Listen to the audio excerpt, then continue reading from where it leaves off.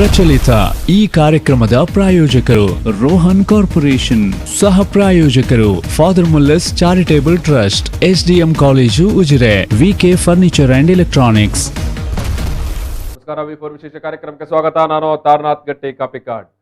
ವೀಕ್ಷಕರೇ, ನಾವು ಯುವ ರೈತರ ಬಗ್ಗೆ, ಯುವ ರೈತ ದಿನದ ಬಗ್ಗೆ ಮಾತನಾಡ್ತಾ ಇದ್ದೇವೆ. ನಾವು ಇಷ್ಟು ದಿನ ನಾವು ನಿರಂತರವಾಗಿ ವಿ4 ವಾಹಿನಿಯು ರೈತರ ಚಳವಳಿ ಬಗ್ಗೆ, ರೈತರ ಹೋರಾಟದ ಬಗ್ಗೆ ನಾವು ಮಾತನಾಡಿಕೊಂಡು ಬಂದಿದ್ದೇವೆ. ಮತ್ತು ಬಹುಮುಖ್ಯವಾಗಿ ಕೃಷಿ ಕಾಯ್ದೆಗಳ ಬಗ್ಗೆ, ನೂತನವಾಗಿ ಮಂಡಿಸಲಾದಂಥ 3 ಕೃಷಿ ಕಾಯ್ದೆಗಳು, ತಿದ್ದುಪಡಿಗಳ ಬಗ್ಗೆ ಕೂಡ ಮಾತನಾಡಿಕೊಂಡು ಬಂದಿದ್ದೆವು.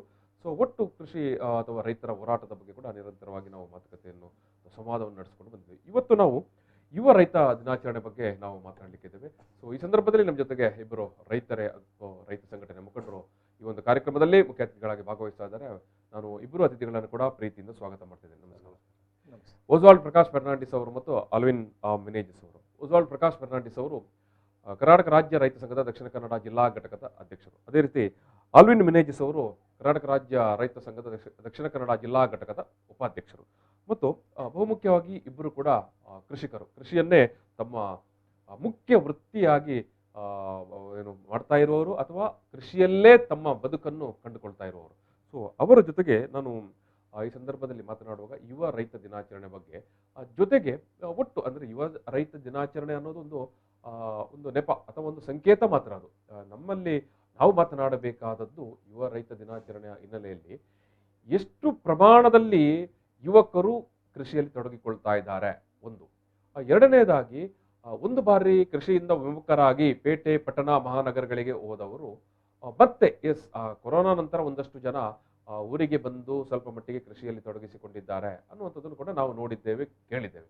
ಅದರ ಬಗ್ಗೆ ಒಂದಷ್ಟು ಅಭಿಪ್ರಾಯಗಳನ್ನು ನಾವು ಇವತ್ತು ಹಂಚಿಕೊಳ್ತಾ ಇದ್ದೇವೆ. ಜೊತೆಗೆ ರೈತರ ಹೋರಾಟ, ರೈತ ಹೋರಾಟ ಕಳೆದ 92 ದಿವಸಗಳಿಂದ ದಿಲ್ಲಿ ಬಾರ್ಡರ್ಗಳಲ್ಲಿ ನಡೀತಾ ಉಂಟು. ಅದು ಯಾವ ಹಂತಕ್ಕೆ ಬಂದು ತಲುಪಿದೆ ಯಾಕಂತ ಹೇಳಿದ್ರೆ, ರೈತ ಹೋರಾಟದ ಬಗ್ಗೆ ನಾವು ಯಾಕಂತ ಹೇಳಿದ್ರೆ ಈ ವಿ4 ನ್ಯೂಸ್ ವಾಹಿನಿಯಲ್ಲಿ ನಾವು ಮಾತನಾಡಿದಷ್ಟನ್ನು ಬೇರೆ ಯಾವ ವಾಹಿನಿ ಕೂಡ ಅಥವಾ ಯಾವ ಪತ್ರಿಕೆ ಕೂಡ, ಯಾವ ಮಾಧ್ಯಮ ಕೂಡ ಕರ್ನಾಟಕದಲ್ಲಂತೂ ಮಾತನಾಡಿಲ್ಲ. ಅದು ನಮಗೆ ಭಾರಿ ಸ್ಪಷ್ಟವಾಗಿ ಗೊತ್ತು. ಸೊ ಯಾಕೆ ನಾನು ರೈತ ಹೋರಾಟವನ್ನು ಕೂಡ ಈ ಸಂದರ್ಭದಲ್ಲಿ ಮಾತನಾಡ್ತೇವೆ ಅಂತ ಹೇಳಿದ್ರೆ, 92 ದಿವಸ ಆಯಿತು, ಕಳೆದ 92 ದಿವಸಗಳಿಂದ ರೈತರು ಹೋರಾಟ ಮಾಡ್ತಾ ಇದ್ದಾರೆ. ಎಷ್ಟೋ ಮಾಧ್ಯಮಗಳು ನಂಬಿಕೊಂಡದ್ದು ಇತ್ತು, ರೈತ ಹೋರಾಟ ಜನವರಿ 26 ನಂತರ ಅದು ಮುಗದೇ ಹೋಯ್ತು, ಅಲ್ಲಿ ಜನವೇ ಇಲ್ಲ ಅಂತ. ಆದರೆ ಅಲ್ಲಿ ವಾಸ್ತವ ಪರಿಸ್ಥಿತಿ ಸಂಪೂರ್ಣ ಬದಲಾಗಿದೆ. ಇವತ್ತು ಲಕ್ಷೋಪಲಕ್ಷ ಜನ ಈ ಒಂದು ಹೋರಾಟದಲ್ಲಿ ಭಾಗಿಗಳಾಗ್ತಾ ಇದ್ದಾರೆ. ಸೊ ಇಂಥ ಸಂದರ್ಭದಲ್ಲಿ ನಾನು ಯುವ ರೈತ ದಿನಾಚರಣೆಯ ಒಂದು ಸಂದರ್ಭದಲ್ಲಿ ನಾನು ರೈತ ಹೋರಾಟದ ಬಗ್ಗೆ ಮತ್ತು ಕೃಷಿ ಕಾಯ್ದೆಗಳ ಬಗ್ಗೆ ಮತ್ತು APMC ಇವತ್ತಿಗೆ APMCಗೆ ಬಂದೊದಗಿರುವ ಪರಿಸ್ಥಿತಿ ಬಗ್ಗೆ ಕೂಡ ಇವತ್ತು ನಾವು ಮಾತಾಡ್ಲಿಕ್ಕಿದ್ದೇವೆ. ನಾನು ಓಸ್ವಾಲ್ಡ್ ಪ್ರಕಾಶ್ ಫರ್ನಾಂಡಿಸ್ ಅವರಿಂದಲೇ ಆರಂಭಿಸುವುದು. ಯುವ ರೈತ ದಿನಾಚರಣೆ ಸಂದರ್ಭದಲ್ಲಿ ಅವರದ್ದು ನಾನು ಅನೇಕ ಬಾರಿ ಕೇಳಿದ ಪ್ರಶ್ನೆಯನ್ನೇ ಮತ್ತೆ ಕೇಳಿ ಈ ಒಂದು ಮಾತುಕತೆಯನ್ನು ಆರಂಭಿಸುವುದು. ಇದು ಓಸ್ವಾಲ್ಡ್ ಅವರೇ, ಮಿನೇಜಸ್ ಅವರೇ, ಓಸ್ವಾಲ್ಡ್ ಅವರೇ, ಅದೇ ನೀವು ಏನೆಲ್ಲ ಬೆಳೆಗಾರರು, ಏನೆಲ್ಲ ಬೆಳೀತೀರಿ? ನೀವು ರೈತ ಸಂಘದ ಜಿಲ್ಲಾ ಅಧ್ಯಕ್ಷರಿದ್ದೀರಿ, ಕರ್ನಾಟಕ ರಾಜ್ಯ ರೈತ ಸಂಘದ ಜಿಲ್ಲಾ ಅಧ್ಯಕ್ಷರಿದ್ದೀರಿ. ಏನೆಲ್ಲ ನೀವು ಬೆಳೆಗಳನ್ನು ಬೆಳೀತಾ ಇದ್ದೀರಿ? ನೋಡಿ, ನಾವು ನಮ್ಮ ಪ್ರಮುಖ ಬೆಳೆ ಅಂದ್ರೆ ಅಡಿಕೆ, ತೆಂಗು, ಬಾಳೆ, ಕೊಕ್ಕೋ ಮತ್ತೆ ವಿಶೇಷವಾಗಿ ವೀಳ್ಯದ ಎಲೆ ಅನ್ನು ಬೆಳೀತಾ ಇದೆ. ಇವತ್ತು ನೋಡಿ, ವೀಳ್ಯದ ಎಲೆಗೆ ಬೆಳೆ ಏನದು ಬಾರಿ ತುಂಬಾ ಸರಳವಾಗಿ ಆಗತ್ತಾ? ಏನು ಖಂಡಿತ ಅದೊಂದು ನೋಡಿ, ನಿಮ್ಮ ಈ ಹಿಂದೂ ಸಂಪ್ರದಾಯದಲ್ಲಿ ಬಹಳಷ್ಟು ಅದಕ್ಕೆ ಸತ್ಯದ ಇದೆ. ವೀಳ್ಯದೆಲೆ ಮತ್ತೆ ಅಡಿಕೆ ಇದ್ರೆ, ಸುಣ್ಣ ಅಡಿಕೆ ವೀಳ್ಯದೆಲೆ ಅಂದ್ರೆ ಎಲ್ಲಾ ಸಮಾರಂಭಗಳಲ್ಲಿ ಅತಿಥಿಗಳಿಗೆ ನೀರು ಮತ್ತೆ ಅಡಿಕೆ ವೀಳ್ಯದೆಲೆ ಕೊಡುವಂತ ಒಂದು ಸಂಪ್ರದಾಯ ಇದೆ. ಕುಟುಂಬಗಳಲ್ಲಿ ಕೂಡ ಇದೆ. ನೀವು ಯಾವುದೇ ಕುಟುಂಬಗಳಿಗೆ ಇವತ್ತು ಕುಟುಂಬದ ಜನರು ಒಂದು ರೈತ ಕುಟುಂಬಕ್ಕೆ ಮನೆಗೆ ಹೋದ್ರೆ, ಅತಿಥಿಗಳಾಗಿ ಹೋದ್ರೆ, ಅತಿಥಿ ಸಂಸ್ಕಾರ ಅಂದ್ರೆ ಅದೇ ವೀಳ್ಯದೆಲೆ ಪಚ್ಚಿರೆಪುಲ್ ಅಂತ ಇವತ್ತಿಗೆ ಕೂಡ ಅದನ್ನು ಪಾಲಿಸಿಕೊಂಡು ಬರ್ತಾ ಇದ್ದಾರೆ. ಹೌದು, ಅದೊಂದು ವಿಶೇಷವಾದ ಇದು. ಅದಕ್ಕೋಸ್ಕರ ಬಹಳಷ್ಟು ಇದು ಸೂಕ್ಷ್ಮವಾಗಿ ಬೆಳೆಯುವಂತದ್ದು ಅದು ವೀಳ್ಯದೆಲೆ. ಯಾಕಂದ್ರೆ ಸ್ವಲ್ಪ ಕೂಡ ಅದಕ್ಕೆ ಅಶುದ್ಧ ಆಗ್ಬಾರ್ದು. ಅಶುದ್ಧ ಆದ್ರೆ ವೀಳ್ಯದೆಲೆ ಉಳಿಯುವುದಿಲ್ಲ, ಆಗುವುದಿಲ್ಲ. ಬಳ್ಳಿಯನ್ನು ಭಾರಿ ಜಾಗರೂಕತೆಯಿಂದ ನೀವು ಮೇಂಟೈನ್ ಮಾಡಬೇಕು. ರಾತ್ರಿ ಸೂರ್ಯ ಮುಳುಗೋದಕ್ಕಿಂತ ಮುಂಚೆ ಮಾತ್ರ ಕೀಳ್ಬಹುದು, ಕೀಳ್ಬಾರ್ದು. ಅದೇ ರೀತಿ ಮನೆಯವರು ಯಾರು ಮಾಡ್ತಾರೆ ಅವರೇ ಕೀಳ್ಬೇಕು, ಬೇರೆ ಅವರು ಅದಕ್ಕೆ ಕೈ ಹಾಕ್ಬಾರ್ದು. ಆ ರೀತಿ ಎಲ್ಲ ಅದಕ್ಕೆ ತುಂಬಾ ಶುದ್ಧವಾದಂತ ವಸ್ತು ಅದು. ಹೌದು. ಏನೆಲ್ಲ ಗೊಬ್ಬರ ಅದಕ್ಕೆ ನೀವು ಸಾಮಾನ್ಯವಾಗಿ? ಅದೇ ಸಾಮಾನ್ಯವಾಗಿ ಹಟ್ಟಿ ಗೊಬ್ಬರ ಹಟ್ಟಿ ಮತ್ತೆ ಗೊಬ್ಬರ. ಕುರಿ ಗೊಬ್ಬರ ಕೋಳಿ ಗೊಬ್ಬರ ಹಾಕ್ತೇವೆ ನಾವು. ಹ್ಮ್. ಅದೇ ಮತ್ತೆ ಇದು ಸುಡುಮಣ್ಣು ಓಕೆ, ಅದು ಹಾಕಿ ಬೆಳೆಯುವಂಥದ್ದು. ಹ್ಮ್. ಹಾಗೆ ಬೇರೆ ನಾವು ಏನು ಈಗ ಮಾಡಲಿಕ್ಕೆ ಏನು ಇನ್ನೂ ಸ್ವಲ್ಪ ವೈಜ್ಞಾನಿಕ ರೀತಿಯಲ್ಲಿ ಮಾಡ್ಬೋದು. ಹ್ಮ್. ರಸಗೊಬ್ಬರ ಹಾಕುದಾಗ್ಲಿ, ಇವತ್ತು ನೋಡಿ ಬೇರೆ ಬೇರೆ ಲಿಕ್ವಿಡ್ಗಳು ಬಂದಿದ್ದಾವೆ. ಹ್ಮ್, ಹ್ಮ್. ಕೆಲವರು ಲಿಕ್ವಿಡ್ ಅದಕ್ಕೆ ಎಲೆಗೆ ಹೊಡೆಯಲಿಕ್ಕೆ ಬುಡಕ್ಕೆ ಹಾಕ್ಲಿಕ್ಕೆ ಯೂಸ್ ಮಾಡ್ತಾರೆ. ಹ್ಮ್. ಆದ್ರೆ ಅದು ವೀಳ್ಯದೆಲೆ ನಿಮ್ಗೆ ಒಂದೆರಡು ದಿವಸದಲ್ಲೇ ಏನು ಸ್ವಲ್ಪ ಅಲ್ಲಿ ಕಪ್ಪಾಗಿ ಹೋಗುತ್ತೆ, ಬೆಳೆಯುವುದಿಲ್ಲ. ನಾವು ಏನು ಇದರಲ್ಲಿ ಏನು ಇದು ಬೆಳಿತೇವೆ, ಏನು ಅತ್ಯಂತ ಏನು ರಾಸಾಯನಿಕ ಗೊಬ್ಬರಗಳನ್ನು ಬಿಟ್ಟು ಬೆಳೆಯುವಂತದ್ದು ಒಂದು ಆ ತರದ್ದು ಸ್ವಲ್ಪ ರಾಸಾಯನಿಕ fresh ಆಗಿ ಗೊಬ್ಬರಗಳನ್ನು ಆದಷ್ಟು ಕಡಿಮೆ ಮಾಡಿ ಬೆಳೆಯುವಂತದ್ದು. ಹೌದು. ಈಗ ಇದು ಓಸ್ವಾಲ್ಡ್ ಅವರೇ, ವೀಳ್ಯದೆಲೆ ಅಂತ ಹೇಳುವಾಗ ಈಗ ನಮ್ಮ ಊರಿನಲ್ಲಿ ಕರಾವಳಿ ಭಾಗದಲ್ಲಿ ಬೆಳೆಯುವಂತ ವೀಳ್ಯದೆಲೆಗೂ ಹೌದು. ನೀವೀಗ ಪಾನ್ ಗಿಡ, ಪಾನ್ ಅದು ಸ್ಟಾಲ್ ಸುಮಾರು ಅದೇ ಗಳಲ್ಲಿ- ಬನಾರಸ್ ಇದೆ, ಮತ್ತೆ ಏನು ಬೇರೆ ಬೇರೆ ಏನು ಕೋಲ್ಕತ್ತಾ ಇದೆ, ಹ್ಮ್. ಎಲ್ಲ ಇದೆ. ಅದು ಇಲ್ಲಿ ಆಗುದಿಲ್ಲ ಅಂತಲ್ಲ, ಆಗ್ತದೆ. ಆದ್ರೆ ಇಲ್ಲಿಯ ವೆದರ್ಗೆ ನಾವು ಈಗ ಇಲ್ಲಿ ಏನು ಇದು ಬೆಳಿತೇವೆ, ಯಾವುದು ವೀಳ್ಯದೆಲೆ ಅಲ್ಲಿ 2-3 ಇದಿದೆ. ಹ್ಮ್. ಒಂದು ನಮ್ದು ಇದಿದೆ, ಯಾವುದು ಇಲ್ಲಿ ನಮ್ದು ಬೆಳೆಯುವಂಥದ್ದು ಕೋಲಿರೆ ಇದೆ. ಹ್ಮ್. ವಿಶೇಷವಾಗಿ ಕೋಲಿರೆ, ಬೆಳ್ತಂಗಡಿ, ಮೂಡಬಿದ್ರೆ ಹಾಗೂ ಬೇರೆ ಬೇರೆ ಉಪ್ಪಿನಂಗಡಿ ಭಾಗಗಳಲ್ಲಿ ಕೋಲಿರೆ ಅಂತ ಬೆಳೀತಾರೆ. ಕೋಲಿರೆ. ಹೌದು. ನಮ್ಮಲ್ಲಿ ಮುಂಡಳೆ ಅಂತ ಬೆಳಿತೇವೆ. ಮುಂಡಳೆ ಅಂದ್ರೆ ಸ್ವಲ್ಪ ಅದು ಸಿಹಿ, ಅದು ಓಹೋ, ಏನು ಹೋ, ಹೋ. ಎಲೆ ಸ್ವಲ್ಪ ಸಿಹಿ ಎಲೆ ತಿನ್ನುವಾಗ. ಸ್ವಲ್ಪ ಸಿಹಿ ಅದು. ಹ. ಅದಕ್ಕೋಸ್ಕರ ಈ ಮುಂಡಳೆ ಅಂದ್ರೆ ಸ್ವಲ್ಪ ಏನು ಒಳ್ಳೆ ಮಾರ್ಕೆಟ್ ಜಾಸ್ತಿ ಅದು. ಓಹೋ, ಹೋ. ಇದು ಕೋಲಿರೆಗೆ ಅಷ್ಟು ಮಾರ್ಕೆಟ್ ಇಲ್ಲ. ಈಗ ಎಲೆಯನ್ನು ಹೌದು. ನೀವು ಅಂದ್ರೆ ಮಾರಾಟಗಾರರು ನೀವೇನು ಮಾರ್ಕೆಟಿಂಗ್ ಕೊಡ್ತೀರಲ್ವಾ, ಹೌದು. ಅದು ಅಂದ್ರೆ ಯಾವುದಕ್ಕೆಲ್ಲ ಅವರು ಬಳಕೆ ಮಾಡ್ತಾರೆ? ನೀವು ಹೇಳಿದಾಗೆ ಸಭೆ ಸಮಾರಂಭಗಳಿಗೆ ಖಂಡಿತವಾಗಿ ದೇವಸ್ಥಾನಕ್ಕೆ ಅತಿ ಹೆಚ್ಚು ದೇವಸ್ಥಾನಗಳಿಗೆ ಹೋಗ್ತಾ ಇದೆ ಇವತ್ತು. ಯಾಕಂದ್ರೆ ಪೂಜೆ ಪುರಸ್ಕಾರಗಳಿಗೆ ವೀಳ್ಯದೆಲೆ ಬೇಕೇ ಬೇಕು, ಅಡಿಕೆ ವೀಳ್ಯದೆಲೆ ಬೇಕೇ ಬೇಕು. ಅದಕ್ಕೋಸ್ಕರ ದೇವಸ್ಥಾನಕ್ಕೆ ಹೋಗುತ್ತೆ, ಸಮಾರಂಭಗಳಿಗೆ ಹೋಗ್ತದೆ. ಆ ರೀತಿಯಲ್ಲಿ ಬೀಡ ಮಾಡುವವರು ಸ್ಥಳೀಯವಾಗಿ ಬೀಡ ಮಾಡುವವರು ಇವತ್ತು ಜಗಿತಾ ಇದ್ದಾರೆ. ಬೀಡ ಈ ಲಾಕ್ಡೌನ್ ಸಂದರ್ಭದಲ್ಲಿ ಅತಿ ಹೆಚ್ಚು ಸೇಲ್ ಆಯ್ತು ವೀಳ್ಯದೆಲೆ. ಯಾಕಂದ್ರೆ ಜಾಸ್ತಿ ಜನ ಜಗಿದಿದ್ದಾರೆ ಮನೆಯಲ್ಲಿ ಕೂತ್ಕೊಂಡು ಬೀಡ ತಿನ್ನೋದೇ ಕೆಲಸ ಆಯ್ತು. ಹೌದೌದೌದು. ಬೀಡವನ್ನು ತಿನ್ನುವಂತ ಸ್ವಭಾವದ ಜನರಿಗೆ ಒಳ್ಳೆ ಅದು ಹಾಗಾಗಿ ಬೇಕು. ಖಂಡಿತ. ನೋಡಿ ವೀಳ್ಯದೆಲೆ ಜಗಿಯುವರದು ನಮ್ಮಲ್ಲಿ ಅಜ್ಜಿಗಳು, ಮುಂಚೆ ಎಲ್ಲ ಅಜ್ಜಿಗಳ ಹತ್ರ ಒಂದು ಪಿಕ್ತಂಡಿ ಅಂತ ಇತ್ತು. ಅಂದ್ರೆ ವೀಳ್ಯದೆಲೆ ತಿಂದು ಉಗುಳ್ಲಿಕ್ಕೆ ಪೀಕದಾನಿ. ಹೌದು, ಪೀಕದಾನಿ ಅಂತ ಇತ್ತು ನಮ್ಮಲ್ಲಿ. ಅವರ ಹಲ್ಲುಗಳು ಅಂದ್ರೆ ಇದ್ರ ತರ ಬಂಡೆ ತರ ಇತ್ತು, ಅಷ್ಟು ಗಟ್ಟಿ ಸ್ಟ್ರೆಂತ್ ಇತ್ತು. ಅದಕ್ಕೆ ಸುಣ್ಣ ಹಾಕ್ತಾರೆ, ಅದಕ್ಕೆ ಅದೇ ರೀತಿ ತಂಬಾಕು ಕೂಡ ಸ್ವಲ್ಪ ಹಾಕ್ತಾರೆ. ಆದ್ರೆ ಈಗಿನ ಇದರಲ್ಲಿ ಯಾರಿಗೂ ಬೇಡ. ಈಗ ಯುವಕರು ಜಾಸ್ತಿ ಜಗಿಯುವುದು ಈ ಗುಟ್ಕಗಳನ್ನು. ವಿಷಯುಕ್ತವಾದ ಗುಟ್ಕಗಳನ್ನು. ಹೌದು. ಇವತ್ತು ನೋಡಿ ಅಡಿಕೆ ವಿಷಕಾರಕ ವಸ್ತು ಅಂತ ಹೇಳ್ತಾರೆ. ನಿಜವಾಗ್ಲೂ ನಾನು ಹೇಳ್ತೇನೆ, ಅಡಿಕೆ ವಿಷಕಾರಕ ವಸ್ತು ಅಲ್ಲ. ರೈತನ ಹತ್ರ ಇರುವ ತನಕ ಅದು ವಿಷಕಾರಕ ವಸ್ತು ಅಲ್ವೇ ಅಲ್ಲ. ಆದ್ರೆ ಎಲ್ಲಿ ಅದು ವ್ಯಾಪಾರಸ್ಥನ ಕೈಗೆ ಹೋಗ್ತದೆ ಅಲ್ಲಿ ಅದು ವಿಷಕಾರಕವಾಗಿ ಮಾರ್ಪಡ್ತದೆ. Very very important. ಹೌದು. ಅಂದ್ರೆ ಓಸ್ವಾಲ್ಡ್ ಅವ್ರ ಪ್ರಕಾರ ಅದು ಕೃಷಿಕ ಅಥವಾ ರೈತನ ತೋಟದಲ್ಲಿ ಇರುವ ತನಕ ಅಡಿಕೆ ವಿಷ ಅಲ್ಲ. ಖಂಡಿತ ಅಲ್ಲ. ಅದು ಯಾವಾಗ ಇವತ್ತು ಸುಲಿದು ಮಾರುಕಟ್ಟೆಗೆ ಕೊಟ್ಟು ಹೌದು. ಆ ಮಾರುಕಟ್ಟೆಯವರು ಅದನ್ನು ಇನ್ನಾರಿಗೂ ಕಳಿಸ್ಕೊಡ್ತಾರಲ್ಲ, ಹೌದು, ಅಲ್ಲಿಂದ ಬರುವಾಗ ಅದು ವಿಷ ಆಗುತ್ತೆ. ಇಂಟರ್ನ್ಯಾಷನಲ್ ಮಾರ್ಕೆಟ್ ಎಲ್ಲ ಡ್ರೈ ಫ್ರೂಟ್ ಅಂತ ಇದೆ. ಅದಕ್ಕೆ ಏನು ಇದಿದೆ, ಏನು ಅಣೆಪಟ್ಟಿ ಕಟ್ಟಿದ್ದಾರೆ ಡ್ರೈ ಫ್ರೂಟ್ ಅಂತ. ನಿಜವಾಗ್ಲೂ ಕೂಡ ಆ ಡ್ರೈ ಫ್ರೂಟ್, ರೈತನಲ್ಲಿ ಇರುವಂತ ಡ್ರೈ ಫ್ರೂಟ್ ಖಂಡಿತವಾಗಿ ಅದು ಕೆಮಿಕಲ್ ಕಾರಕವಲ್ಲ, ವಿಷಕಾರಕ ಖಂಡಿತವಾಗಿ ಅಲ್ಲ. ಅದನ್ನು ಬೇಕಾದ್ರೆ ನಾವು ಎಲ್ಲಿ ಬೇಕಾದ್ರೆ ಪ್ರೂವ್ ಮಾಡ್ತೇವೆ. ಇದರ ಬಗ್ಗೆ ಸ್ವಲ್ಪ ರಾಜಕಾರಣಿಗಳು ಕೂಡ ಇದನ್ನು ಅರಿತು ನೋಡಿ, ಮೊನ್ನೆ ಕರ್ನಾಟಕ ಏನು ಅಡಿಕೆ ಮಂಡಳಿ ಏನು ಅದಕ್ಕೆ ಇದಾಕಿದ್ದಾರೆ, ಏನು ಕೋರ್ಟಿಗೆ ಏನು ವಿಷಕಾರಕ ಅಂತಲೇ ಒಂದು ಮಾಡಿ ಏನು ವರದಿಯನ್ನು ಕೊಟ್ಟಿದ್ದಾರೆ ಇವರು. ಅದಕ್ಕೋಸ್ಕರ ಇವರು ಇದನ್ನು ಮಾಡುವಂತ ಯಾರು? ಈ ಉದ್ಯಮಿಗಳು. ಯಾಕಂದ್ರೆ ನೋಡಿ, ಈ ಬೆಲೆಗೋಸ್ಕರ ಈ ತಿನ್ನುವವನಿಗೆ ಕನ್ಸೂಮರ್ಗೆ ಮತ್ತೆ ಈ ಮಧ್ಯವರ್ತಿಗಳಿಗೆ ಇರುವಂತ ಒಂದು ಏನು ದೊಡ್ಡ ಒಪ್ಪಂದ ಮತ್ತೆ ಏನು ಒಂದು ಹೋರಾಟ ಅಂತ ಹೇಳ್ಬೋದು. ಇವರು ಅದನ್ನು ಹಿಡಿದಿಡ್ಬೇಕಾದ್ರೆ ಸ್ಟಾಕ್ ಮಾಡೋದು ನೀವು ಹೇಳುವಂತದ್ದು. ಸ್ಟಾಕ್ ಮಾಡಿ ಅದಕ್ಕೆ ಡಿಮಾಂಡ್ ಬರುವಾಗ ಅದನ್ನು ಒಮ್ಮೆಲೆ ಬಿಡುವುದು ಅಂತದ್ದು. ಆಗ ಅವರು ಏನಾಗ್ತದೆ, ಅದಕ್ಕೆ ವಿಷ ಸೇರಿಸಬೇಕಾಗ್ತದೆ, ಕೆಮಿಕಲ್ ಸೇರಿಸಿ ಅದನ್ನು ಅಂದ್ರೆ ಪ್ರಿಸರ್ವ್ ಮಾಡ್ಲಿಕ್ಕೆ, ಪ್ರಿಸರ್ವ್ ಮಾಡುವ ಸಲುವಾಗಿ ಟ್ಯಾಬ್ಲೆಟ್ ಹಾಕ್ತಾರೆ. ಅದರಿಂದಾಗಿ ಅದಕ್ಕೆ ಒಂದು ಕೋಟಿಂಗ್ ಮಾಡ್ತಾರೆ ಅವರು. ಈಗ ಆಪಲ್ಗೆ ನೋಡಿ, ಇದು ಕೋಟಿಂಗ್ ಮಾಡ್ತಾರೆ, ವ್ಯಾಕ್ಸ್ ಕೋಟ್ ಮಾಡ್ತಾರೆ. ಅಡಿಕೆ ಕೂಡ ನಮ್ಮಲ್ಲಿ ಆಪಲ್ ಸ್ಟಾಕ್ ಇದ್ದ ಆಪಲ್ ಒಂದೊಂದು ಸಂದರ್ಭ ಆಪಲ್ ಅನ್ಸೀಸನ್ ಸಂದರ್ಭದಲ್ಲಿ ಆಪಲ್ ಹೇಗಿರ್ತದೆ, ನಾವು ತಿನ್ಬಾರ್ದು ಅಂತ ಇದೆ. ಫಳ ಹೊಳಿತಾ ಇರ್ತದೆ. ಯಾವುದೇ ನೋಡಿ, ನಾವು ರೈತ ಬೆಳೆದಂತ ಪ್ರತಿ ಬೆಳೆಗಳಿಗೆ ಒಂದು ಸೀಸನ್ ಇದೆ. ಈಗ ಗೇರುಗೆ ಒಂದು ಸೀಸನ್ ಇದೆ, ಮಾವಿಗೆ ಒಂದು ಸೀಸನ್ ಇದೆ, ಅಡಿಕೆಗೆ ಒಂದು ಸೀಸನ್ ಇದೆ, ಆಪಲ್ಗೆ ಒಂದು ಸೀಸನ್ ಇದೆ, ಬೇರೆ ಬೇರೆ ತರಕಾರಿಗಳಿಗೆ ಕೂಡ ಸೀಸನ್ ಇದೆ. ಇವತ್ತು ಭತ್ತಕ್ಕೆ ಕೂಡ ಎಲ್ಲಾ ವಿಧಗಳಲ್ಲಿ ಇವತ್ತು ಎಣ್ಣೆಲ್ ಸುಗ್ಗಿ ಕೊಳಕೆ ಅಂತ ಇದೆ. ಆ 3 ಎಣ್ಣೆಲ್ ಸುಗ್ಗಿ ಕೊಳಕೆಯಲ್ಲಿ ದಕ್ಷಿಣ ಜಿಲ್ಲೆ ನಮ್ಮ ಏನು ಮಲೆನಾಡು ಪ್ರದೇಶದಲ್ಲಿ ಬೆಳೆಯುವಂತ ಭತ್ತಗಳಿಗೂ ಕೂಡ ಒಂದು ಸೀಸನ್ ಇದೆ. ಎಲ್ಲ ಬೆಳೆಗಳನ್ನು ಆವತ್ತು ಎನಲಲ್ಲಿ ಬೆಳೆದ್ರೆ ಆಗುದಿಲ್ಲ, ಅಥವಾ ಸುಗ್ಗಿಯಲ್ಲಿ ಬೆಳೆದ್ರೆ ಆಗುದಿಲ್ಲ, ಅಥವಾ ಕೊಳಕೆಗೆ ಬೆಳೆದ್ರೆ ಆಗುದಿಲ್ಲ. ಅದರಲ್ಲಿ ತಳಿಗಳಿದ್ದಾವೆ. ಇದು ಅಲ್ವಿನ್ ಅವರು ಮೂಡಬಿದಿರೆ ಅವರು. ಎಸ್, ಇದು ಅಲ್ವಿನ್ ಅವರೇ, ನೀವು ಏನೆಲ್ಲ ಬೆಳಿತೀರಿ? ಏನು ಬೆಳೆಗಾರರು ನೀವು? ಅಡಿಕೆ ಬೆಳೆ, ಬಾಳೆ ಬೆಳಿತೇನೆ, ಭತ್ತ ಬೆಳಿತೇನೆ. 2 ಬೆಳೆ, ಮೊದಲು 3 ಬೆಳೆಯನ್ನು ನಾವು ಬೆಳೆಸ್ತಿದ್ದೆವು. ಈಗ ನವಿಲು ಕಾಟದಿಂದ, ಜನರ ಸಮಸ್ಯೆಯಿಂದ, ನೀರಿನ ಅಭಾವದಿಂದ ಈಗ 2 ಬೆಳೆಯನ್ನು ಬೆಳೆಸ್ತಾ ಇದ್ದೇವೆ. ಈಗ ಸುಗ್ಗಿ, ಎಣ್ಣೆಲು ಮತ್ತು ಸುಗ್ಗಿ. ಈಗ ಕಟಾವಿಗೆ 1 ವಾರದಲ್ಲಿ ಕಟಾವಿಗೆ ಬರ್ತದೆ ಬೆಳೆ ಭತ್ತ. ಈ ಟೈಮಲ್ಲೆಲ್ಲ ಅನ್ಸೀಸನಲ್ ಆಗಿ ಮಳೆ ಎಲ್ಲ ಬಂದ್ರೆ ನಿಮಗೆ ಭಾರಿ ಸಮಸ್ಯೆ. ಈಗ ಮೊನ್ನೆ ಎಲ್ಲ ಅಕಾಲಿಕವಾಗಿ ಮಳೆ ಬಂತು, ಅಡಿಕೆಗೆ ಭಾರಿ ಸಮಸ್ಯೆ, ಭತ್ತಕ್ಕೂ ಕೂಡ ಸಮಸ್ಯೆ, ಕಟಾವಿಗೆ ಬಂದಂತ ಸಮಸ್ಯೆ. ಅದರ ಮೊದಲು ಅದು ಬೆಳೆ ಪೈರು ಬೆಳೆದು ನಿಂತಕ್ಕೆ ಅದು ಜಲ್ಲಾಗುತ್ತೆ ಮಳೆ ಬಂದ್ರೆ. ಅದು ಸಮಸ್ಯೆ ಇದೆ ನಮಗೆ. ಈ ಸಲ ಪ್ರಕೃತಿ ವಿಕೋಪದಿಂದ ರೈತರಿಗೆ ತೊಂದರೆ ಆಗಿದೆ.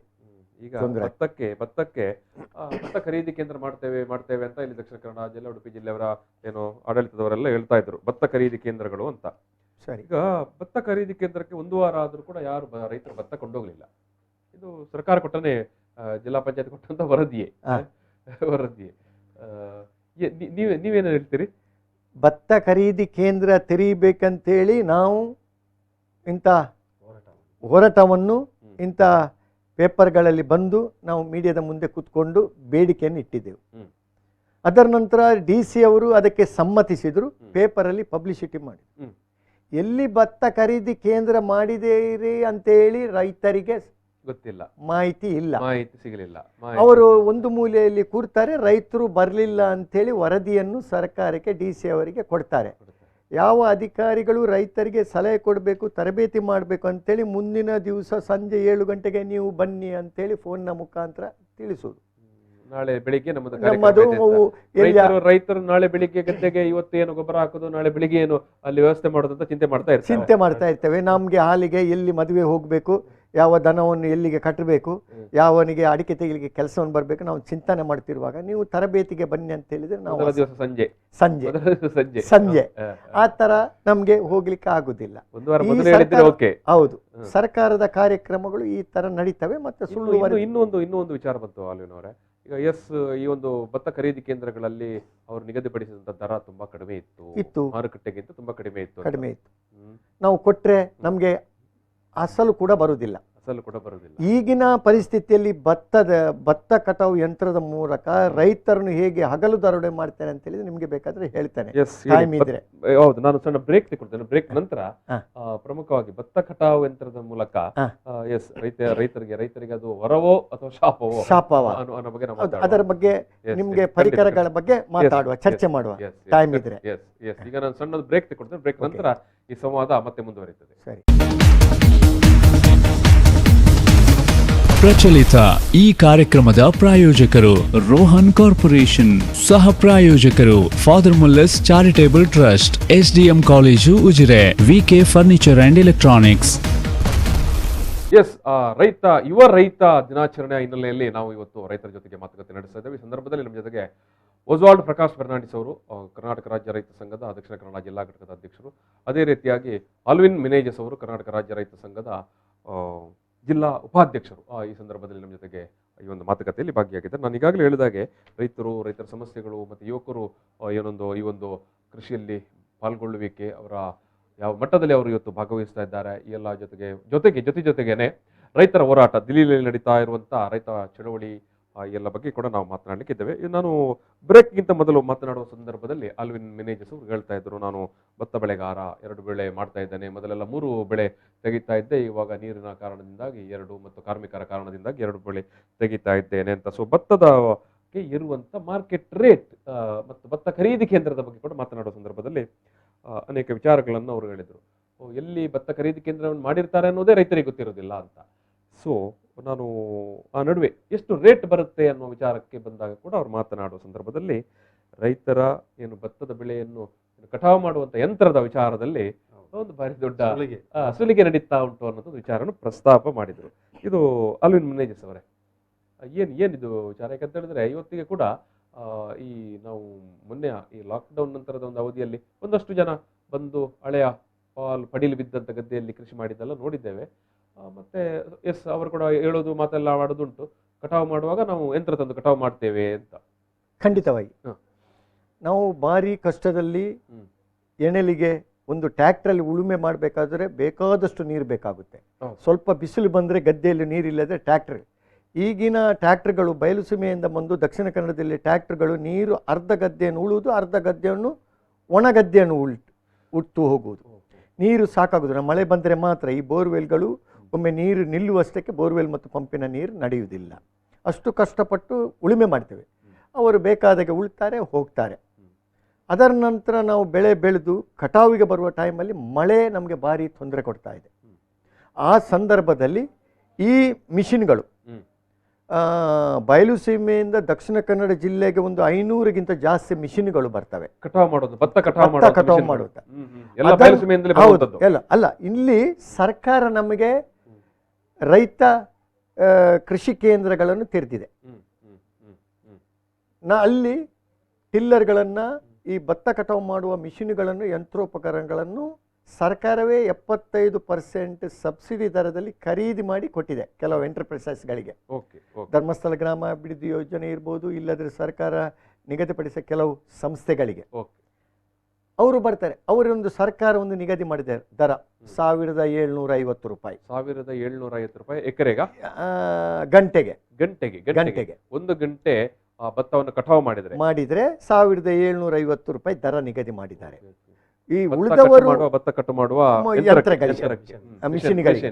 ಆದರೆ ಆ ಮಿಷಿನನ್ನು ಕೊಂಡೋಗ್ಲಿಕ್ಕೆ ಒಂದು ಲಾರಿ ಬೇಕು.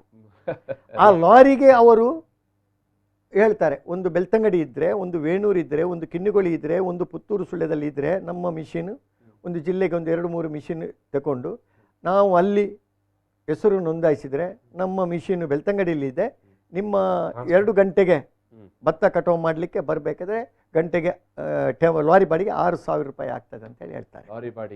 ಲಾರಿ ಬಾಡಿಗೆ ಟ್ರಾನ್ಸ್ಪೋರ್ಟಿಂಗ್ ಅದು ತರಬೇಕಲ್ಲ. ನಾವು 2 ಎಕರೆ ಭತ್ತ ಬೆಳೆದರೆ ಅದು 2.5 ಗಂಟೆಯಲ್ಲಿ ಕಟಾವು ಆಗ್ತದೆ. ನಾವು ಯಂತ್ರ ಬಂದರೆ ನಮಗೆ ಸರ್ಕಾರದ ಸುತ್ತೋಲೆ ಇರುವುದು, ನಮ್ಮ ಕೃಷಿ ಯಂತ್ರಧಾರೆಯಿಂದ 10 ಕಿಲೋಮೀಟರ್ನ ಒಳಗೆ ಕೃಷಿ ಯಂತ್ರಧಾರೆ ಅಂತೇಳಿ ಮಾಡಿದ್ದಾರೆ. ಅಲ್ಲಿ ಮಿಷಿನ್ ಅವ್ರದ್ದು ಇರುವುದಿಲ್ಲ. ಅಲ್ಲಿ ಅವರು ಸುತ್ತೋಲೆ ಇದೆ, 10 ಕಿಲೋಮೀಟರ್ನವರೆಗೆ ಯಾವ ದರವನ್ನು ವಿಧಿಸಬಾರ್ದು. ಅದರ ನಂತರ 10 ಕಿಲೋಮೀಟರ್ ದೂರಕ್ಕೆ ಪ್ರತಿ ಕಿಲೋಮೀಟರ್ಗೆ 10 ರೂಪಾಯಿಯನ್ನು ದರ ನಿಗದಿ ಮಾಡಿದೆ ಸರ್ಕಾರ. ಇವರು 5 ಸಾಗಾಟ ವಾಹನ ಟ್ರಾನ್ಸ್ಪೋರ್ಟ್ ಚಾರ್ಜ್, ಹೌದು, ಇವರು 5,000 6,000 ಕೊಡಿ ಅಂತೇಳಿ ರೈತರನ್ನು ದೋಚುವ ಕೆಲಸವನ್ನು ಮಾಡ್ತಾ ಇದೆ. ರೈತರು ಕೊಡ್ಲೇಬೇಕಾಗುತ್ತೆ. ಮಾತ್ರ ಏನು ಮಾಡುದು, ಇವತ್ತು ಮಳೆ ಬರ್ತದೆ, ಒದ್ದೆ ಆಗ್ತದೆ ಅಂತ ಹೇಳಿ ನಮ್ದು ಒಂದು ಕಷ್ಟ ಪರಿಹಾರ ಆಗಲಿ ಅಂತ ಹೇಳಿ ಒಂದು ಕೊಡ್ತಾರೆ. ಆ ಥರ ಭತ್ತ ಅಂತೇಳಿ ನಮಗೆ ಒಂದು ಕೊನೆಗೆ ಬೈಹುಲ್ಲಾದ್ರೂ ಸಿಗಲಿ ಅಲ್ಲ, ಬೈಹುಲ್ಲು ಸಿಗುದಿಲ್ಲ. ಅದು ಮಳೆ ಬಂದ್ರೆ ಹೌದು ಅಲ್ಲ, ಆ ಗದ್ದೆ ಊತೋದ್ರೆ ಆ ಚೈನ್ ಅಡಿಯಲ್ಲಿ ಬಿದ್ದು ಬೈಹುಲ್ಲು ಸರ್ವನಾಶ. ಎಣ್ಣೆಲಿನ ಬೆಳೆ ನಮಗೆ ಸರ್ವನಾಶವೇ. ಸುಗ್ಗಿಯ ಬೆಳೆಗೆ ನಾವು ಎಣ್ಣೆಲಿನಷ್ಟು ಬೆಳೆಯುವುದಿಲ್ಲ. 2 ಎಕರೆ ಬೆಳೆದರೆ ನೀರಿನ ಅಭಾವಕ್ಕೆ 1 ಎಕರೆ, ಆ 1 ಎಕರೆಯನ್ನು ಕೂಡ ಆ ಮಿಷಿನ್ನಲ್ಲೇ ಕಟಾವು ಮಾಡಬೇಕಾಗುತ್ತೆ. ಈಗಿನ ಪ್ರಕೃತಿ ವಿಕೋಪದಲ್ಲಿ ಹೋದ ವರ್ಷ ಕೂಡ ಮಾರ್ಚ್ನಲ್ಲಿ ಮಳೆ ಬಂದು ಎಲ್ಲ ರೈತರ ಬೆಳೆ ನಾಶ ಆಗಿದೆ. ಈ ಸಲ ಕೂಡ ಅದೇ ರೀತಿ ಆಗ್ಬೋದು ಅಂಥೇಳಿ ನಮಗೆ ಮಾಹಿತಿ ಇದೆ. ಆದರೂ ಈ ಸಲ ಏನು ಮಾಡ್ತಾರೆ ಅಂತೇಳಿ ಮಿಷಿನ್ನವರು ನಮಗೆ ಗೊತ್ತಿಲ್ಲ. ಅದಕ್ಕೆ ಒಂದು ಪರಿಹಾರ ಸರ್ಕಾರ ರೂಪಿಸಬೇಕಾಗಿದೆ. ಎಸ್, ಈಗ ಮಿಷಿನ್ನವರದ್ದು ಸರಿ. ಈಗ ಮಿಷಿನ್ನವರು ಅವರಿಗೆ ಬೇರೆ ಏನು ದಾರಿಗಳಿದ್ದಾವೆ ಈಗ ಅದಲ್ಲದೆ? ಎಸ್, ಈಗ ಬೆಳ್ತಂಗಡಿಯಿಂದ ನಿಮ್ಮ ಮೂಡಬಿದರೆಗೋ ಅಥವಾ ಕಿನ್ನಿಗಳಿಗೋ ಬರಬೇಕಂತಾದ್ರೆ ಅವನು ಲಾರಿಯಲ್ಲಿ ತುಂಬಿಸಿಕೊಂಡು ಬರಬೇಕು. ಅವನಿಗೆ ಟ್ರಾನ್ಸ್ಪೋರ್ಟ್ ಖರ್ಚಾಗುವುದು ಹೌದೇ ಅಲ್ವಾ? ಹೌದು. ಆ ಮಿಷಿನ್ ಪರ್ಚೇಸ್ ಮಾಡಬೇಕಾದ್ರೆ ಸರ್ಕಾರ 75% ಸಬ್ಸಿಡಿ ಕೊಟ್ಟು ಅವರಿಗೆ ಮಿಷಿನ್ ಕೊಟ್ಟಿದೆ. ಅವರ 75% ಸಬ್ಸಿಡಿ ಕೊಟ್ಟಿದೆ, ಮತ್ತೆ ಅವರಿಗೆ ಮಿಷಿನ್ ಒದಗಿಸಿದೆ. ಇವರ ಬೇಡಿಕೆ ಏನು, ನಮಗೆ ಲಾರಿ ಕೂಡ 75% ಅಲ್ಲಿ ಕೊಡಬೇಕು. ಇದನ್ನು ರೈತರ ಮೇಲೆ ಹೇರ್ತಾ ಇದ್ದಾರೆ. ನಾವು ಆಲೋಚನೆ ಮಾಡಬೇಕು. ಈ ಥರ ಎಲ್ಲ ಸರ್ಕಾರಗಳು ನಮ್ಮನ್ನು ಹಗಲು ದರೋಡೆ ಮಾಡ್ತಾ ಇದೆ. ಅದಕ್ಕೆ ಕುಮ್ಮಕ್ಕು ನಮ್ಮ ರೈತ ಸಂಪರ್ಕ ಇಲಾಖೆಗಳು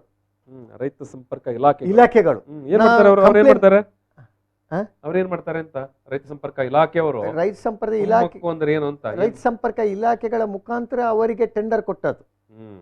ಅವರಿಗೆ ಎಗ್ರಿಮೆಂಟ್ ಇರ್ತದೆ, ಹ್ಮ್. ಎಗ್ರಿಮೆಂಟ್ ಎಲ್ಲ ಬರೆದಿಡ್ತಾರೆ. ಹ್ಮ್. ಅದನ್ನು ಮಾಡದೆ ಹ್ಮ್. ಅವರಿಗೆ ಕಂಪ್ಲೇಂಟ್ ಮಾಡಿದ್ರು ಸುಮ್ಮನಾಗಿದ್ದಾರೆ. ನನ್ನ ರಿಟರ್ನ್ ಕಂಪ್ಲೇಂಟ್ ಕೂಡ ಇದೆ. ಹಾ. ಏನಂತ ಕಂಪ್ಲೇಂಟ್ ಮಾಡಿದ್ದೀರಿ?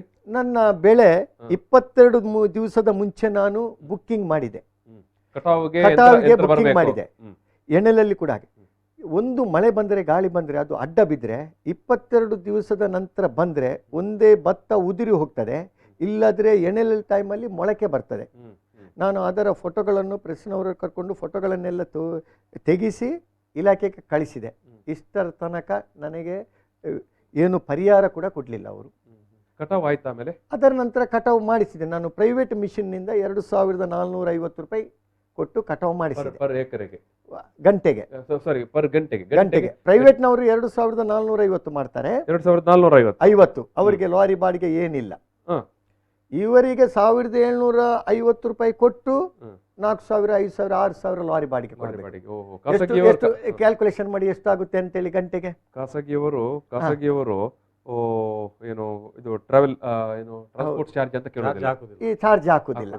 ಆದ್ರೆ ಅವರ ಚಾರ್ಜ್ ಸ್ವಲ್ಪ ಜಾಸ್ತಿ, 2450. 2450 ಗಂಟೆಗೆ. ಹೌದು. ಇವರದ್ದು ಚಾರ್ಜ್ 1750 750 ಆಗಿ 4000, 5000, 6000 ಬಾಡಿಗೆ. 5000 ಟ್ರಾನ್ಸ್ಪೋರ್ಟ್ ಚಾರ್ಜ್.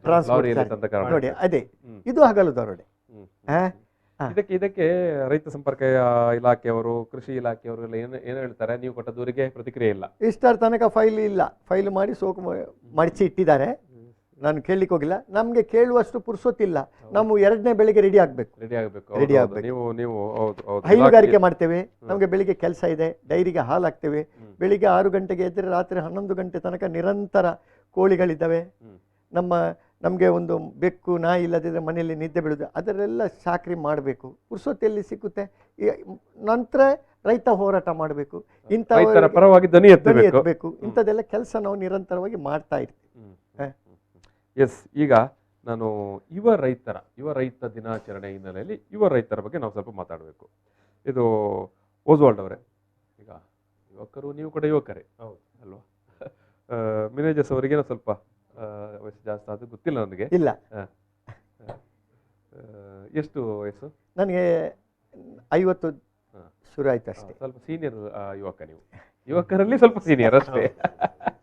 ನಮ್ಮಲ್ಲಿ ಅಂದಾಜು ಕೆಲವೊಮ್ಮೆ 40 ವರ್ಷ ಅಂತ ಹೇಳಿದ್ರೆ ಯುವಕರು, ಇಲ್ಲಾಂದ್ರೆ 45 ವರ್ಷ ಅಂತ ಹೇಳಿದ್ರೆ ಯುವಕರು, ಆನಂತರದವರೆಲ್ಲ ಸ್ವಲ್ಪ ಸೀನಿಯರ್ ಯುವಕರು ಅಂತ ಇರಲಿ. ಈಗ ಯುವ ರೈತ ದಿನಾಚರಣೆಯ ನೆಪದಲ್ಲಿ ಹಿನ್ನೆಲೆಯಲ್ಲಿ ನಾವು ಮಾತನಾಡುವಾಗ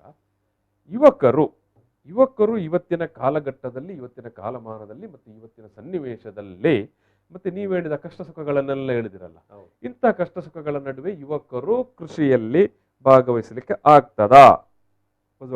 ಕೃಷಿಯನ್ನು ಉಳಿಸುವ ಮೂಲಕ ಮುಂದಿನ ಪೀಳಿಗೆಯನ್ನು ಉಳಿವಿಗಾಗಿ, ಮುಂದೆ ಪೀಳಿಗೆಯ ಉಳಿವಿಗಾಗಿ ಕಂಕಣ ತೊಟ್ಟಿರುವ ಯುವ ರೈತ ಬೆಂಬಲಕ್ಕೆ ಸಮಾಜ ನಿಲ್ಲಬೇಕಿದೆ. ಇದು ನನ್ನ ಏನು ಮೆಸೇಜ್ ಇದು. ಯಾಕೆಂದ್ರೆ ನೋಡಿ, ಇವತ್ತು ಯುವಕರು ಎಲ್ಲಿ ನಮ್ಗೆ ಏನು ಇದು ಏನು ಟಿಪ್ ಟಾಪ್ ಅಲ್ಲಿ ಜಾಬ್ ಸಿಗ್ತದೆ, white collar job, very simple. ಅಂದ್ರೆ ಕೈ ಕೆಸರಾದರೆ ಬಾಯಿ ಮೊಸರು ಅನ್ನುವಂತ ಒಂದು ಗಾದೆ ಇದೆ, ಕವನ ಇದೆ. ನಾವು ಇವತ್ತು ರೈತ ನೋಡಿ ಎಷ್ಟು ದುಡಿತಾನೆ. ಇವತ್ತು ಆಲ್ವಿನ್ ಅವರು ಹೇಳಿದ್ರು, ಬೆಳಿಗ್ಗಿಂದ ಸಾಯಂಕಾಲ ಎಷ್ಟು ಕೆಲಸ ಇದೆ. 6 ಗಂಟೆಗೆ 5 ಗಂಟೆಗೆ ಎದ್ದು ಹಾಲು ಕರೆದು ಅದನ್ನು ಡೈರಿಗೆ ಹಾಕಿ, ತದನಂತರ ಏನು ಮನೆಯಲ್ಲಿ ಬೇರೆ ಬೇರೆ ಕೆಲಸಗಳು ಇದ್ದಾವೆ. ಗದ್ದೆ ವಿಚಾರ ಆಗಿರ್ಬೋದು, ಅಡಿಕೆ ವಿಚಾರ ಆಗಿರ್ಬೋದು. ಮೊನ್ನೆಯಿಂದ ನೋಡಿ ಇದೊಂದು ಒಂದು ಏನು ಮಳೆ ಏನು ಇದಿಲ್ಲದೆ ಏನು ಅಕಾಲಿಕವಾಗಿ ಏನು ಸೂಚನೆ ಇಲ್ಲ, ಮತ್ತೆ ಆ ಸೀಸನ್ ಅಲ್ಲಿ ಬರುವಂತದ್ದೆಲ್ಲ. ಹೌದು, ಇದು ಏನು ಪರಿಸರ ಏನು ಪ್ರಕೃತಿ ವಿಕೋಪ ಅಂತಾನೆ ಹೇಳ್ಬೋದು. ಇವತ್ತು ವಾಯುಭಾರ ಕುಸಿತ, ಇದಕ್ಕೆ ಕಾರಣ ಏನು? ಈ ಎಲ್ಲ ವಿಚಾರಗಳಲ್ಲಿ ಚರ್ಚೆ ಮಾಡುವಾಗ ಒಂದಕ್ಕೊಂದು ಲಿಂಕ್ ಬರ್ತದೆ. ಇವತ್ತು ಎಲ್ಲಿ ನೋಡಿ ನಾವು ಎಲ್ಲಿ ಎಡವಿದ್ದೇವೆ. ಇವತ್ತು ನೋಡಿ ಒಂದು ವಿಚಾರದಲ್ಲಿ ನಾವು ಮಾತಾಡುವುದಾದ್ರೆ, ಇವತ್ತು ಕಾರ್ಪೊರೇಟ್ ಕೃಷಿಯಿಂದ ಈ ದೇಶದ ಪರಿಸರ ಉಳಿಸಲಿಕ್ಕೆ ಸಾಧ್ಯನಾ? ಈ ದೇಶದಲ್ಲಿ ಇರುವಂತ 82 ಜೀವರಾಶಿಗಳಿಗೆ ಇವತ್ತು ರೈತ ಅವನ ಏನು ರೈತ ಮಿತ್ರನಾಗಿದ್ದಾನೆ, ಅವ್ರ ಜೊತೆ ಮಿತ್ರನಾಗಿ ಕೆಲಸ ಮಾಡ್ತಾ ಇದ್ದಾನೆ.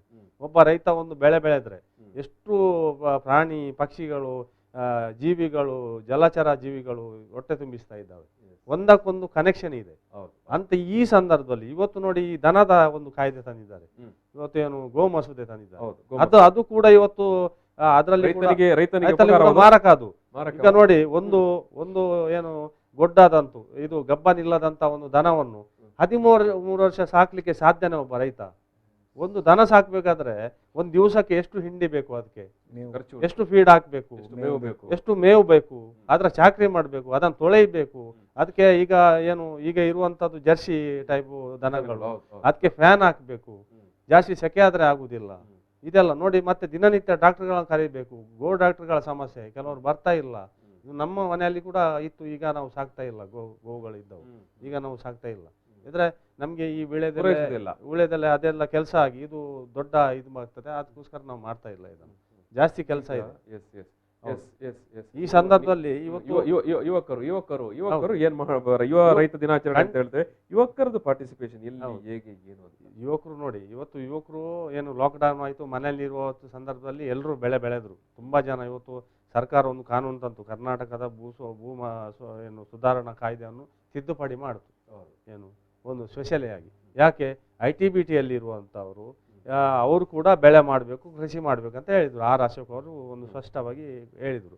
ಆದ್ರೆ ನಾನು ಹೇಳ್ತೇನೆ, ITBT ಅವರಿಗೆ ಮಾಡ್ಲಿಕ್ಕೆ ಅದನ್ನು ಲಿಮಿಟ್ ಎಷ್ಟು ಮಾಡಿದ್ದಾರೆ? 432 ಎಕರೆ ಮಾಡಿದ್ದಾರೆ.